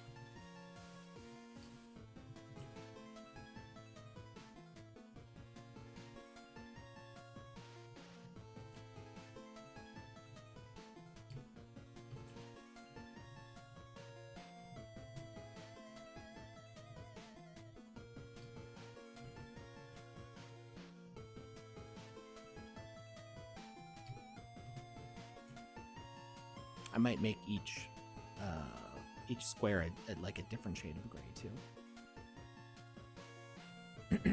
You learned that word yesterday. So like Panda already did a good bit of greebling. That's you know what I'd consider all this. It's not really greebling. Like greebling is more I mean maybe some people might call it greebling. When I think of greebling, I think of Star Wars. All the little details of all the pipes and wires and stuff on the outside of like the trench in Star Wars, and this, you know, all the panels in the Millennium Falcon falling off. Greebling is that's the context that I learned that word in. Oh, it was in a Star Wars video that you learned the word. Yeah, I think Star Wars is people who get into the kind of design work where they learn a word like greebling, it's because of Star Wars. Typically.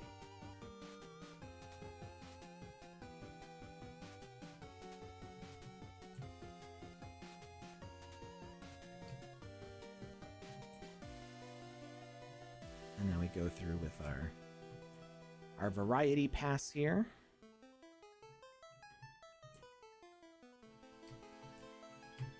Give a few different textures. Oops.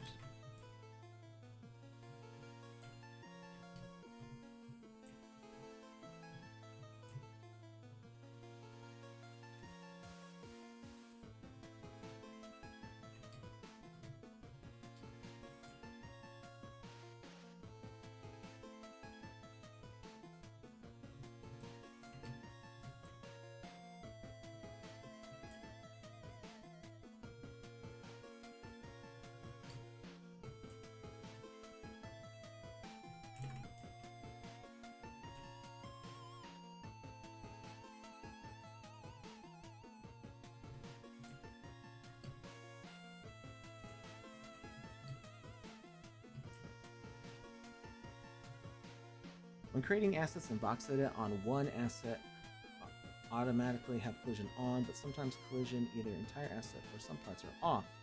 You may have some relation with hierarchy.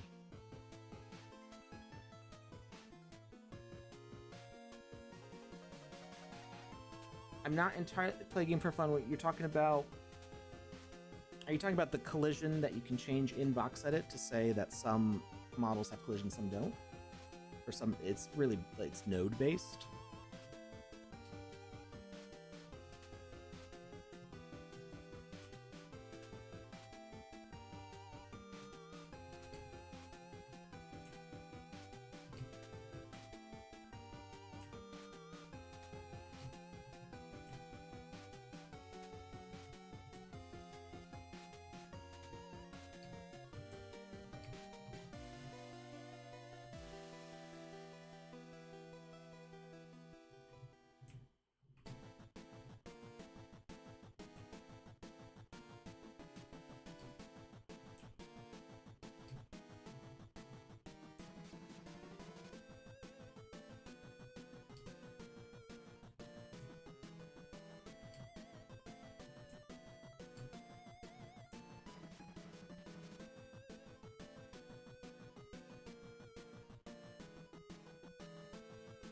So we'll cover up all the blues.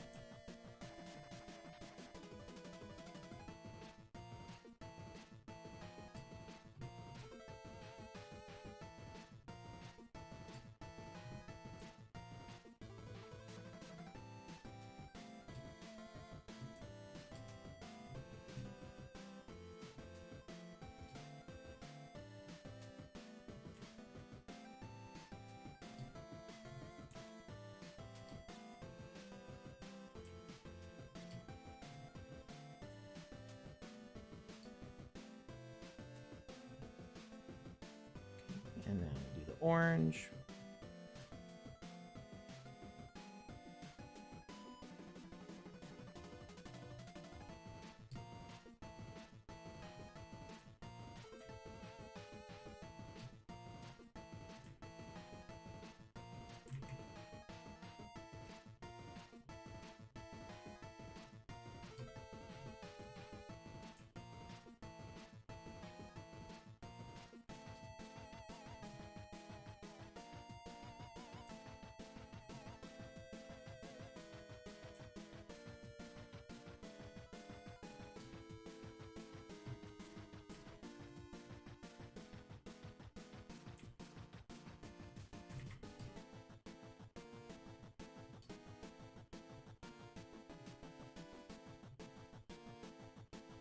Let's give it a save.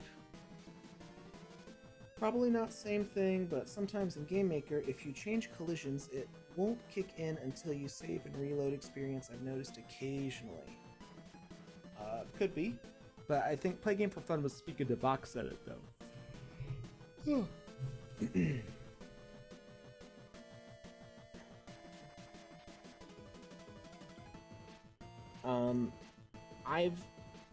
When I've designed assets in VoxEdit, I almost always have left collisions on all of them until I'm done. Most assets I leave all the collisions on anyway, just out of habit, because I designed so many assets where I didn't have the option. But I think the times that I have used the collision feature in VoxEdit, I have kind of saved that for the last step. Oh, all the trees are invisible. I'm like, why are these birds just floating there? I forgot because I hadn't turned the trees back on.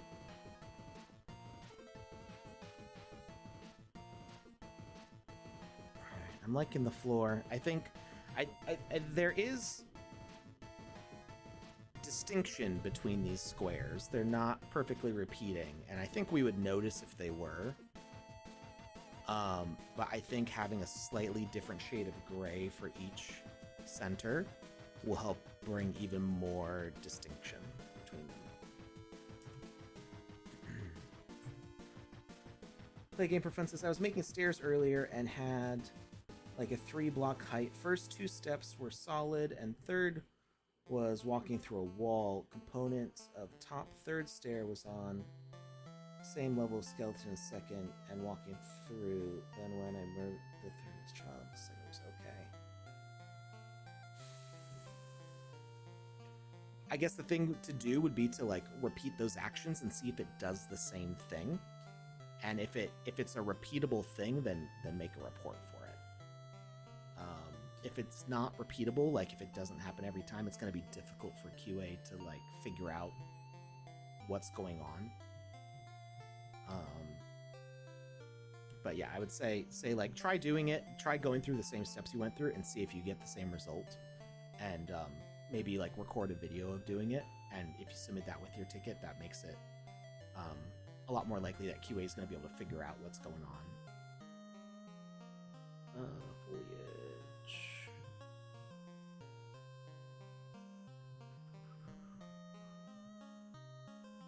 Okay, why is it not selecting all?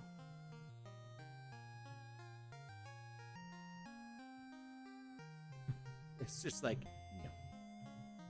It'll make you scroll through it. Why can't I shift select? Oh, because they're all locked? Is that why?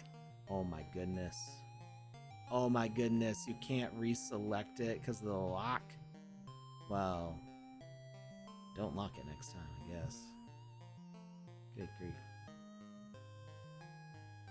You can still select them though, even if they're locked. That's weird.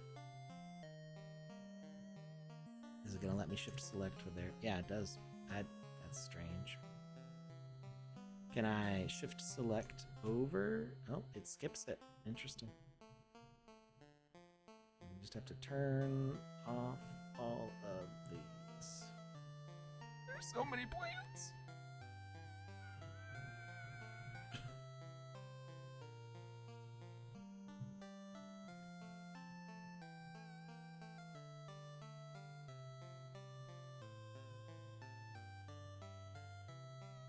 So many plants. So many plants.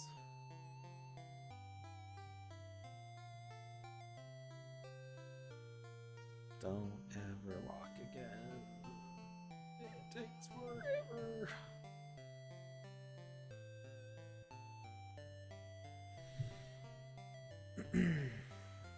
Test later and record it. Yeah, I think that's the best. That's the best way to be sure that it's like something that's a mechanic. It wasn't just like a, oh yeah, I clicked that thing and that did it. Because sometimes, like if you had changed a node and then replaced the asset that was in it with something else, then maybe you didn't remember. I'm not saying that it didn't happen. Like it definitely is a thing that could have happened. I just know that sometimes when I'm like, this might be a bug, and I go back to repeat it, I'm like, oh no, it's just because of me. I did something silly. I did something in the wrong order or whatever.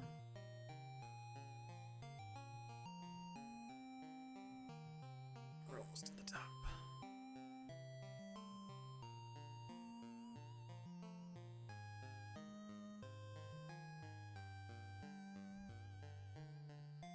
All right, I should be able, yay, we can select all now. I am.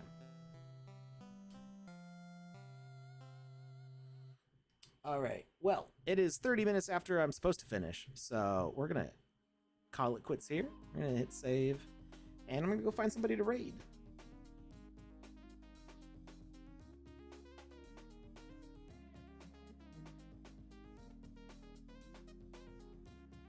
Anybody else streaming at the moment?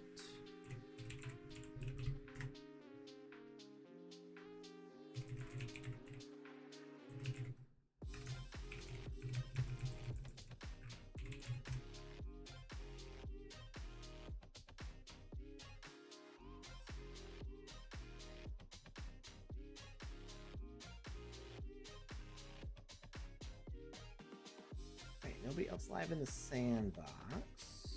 Oh, Panda Pops is streaming right now. Red Lily Rose says, gotta go be a productive human being. All right. Have a good day. We're gonna go raid Panda Pop. She's playing Claire Obscure Expedition 33.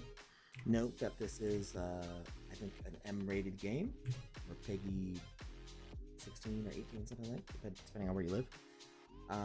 So just be aware of that. But you know, Panda is always a fun viewing. So go ahead and raid her, and I will see you with Panda and Lucas on Friday for the the Friday game night. I always want to put family fun, like Friday family fun game night. That's, I don't know, I always want to insert that in there. Anyway, I'll see y'all later. Have a good one.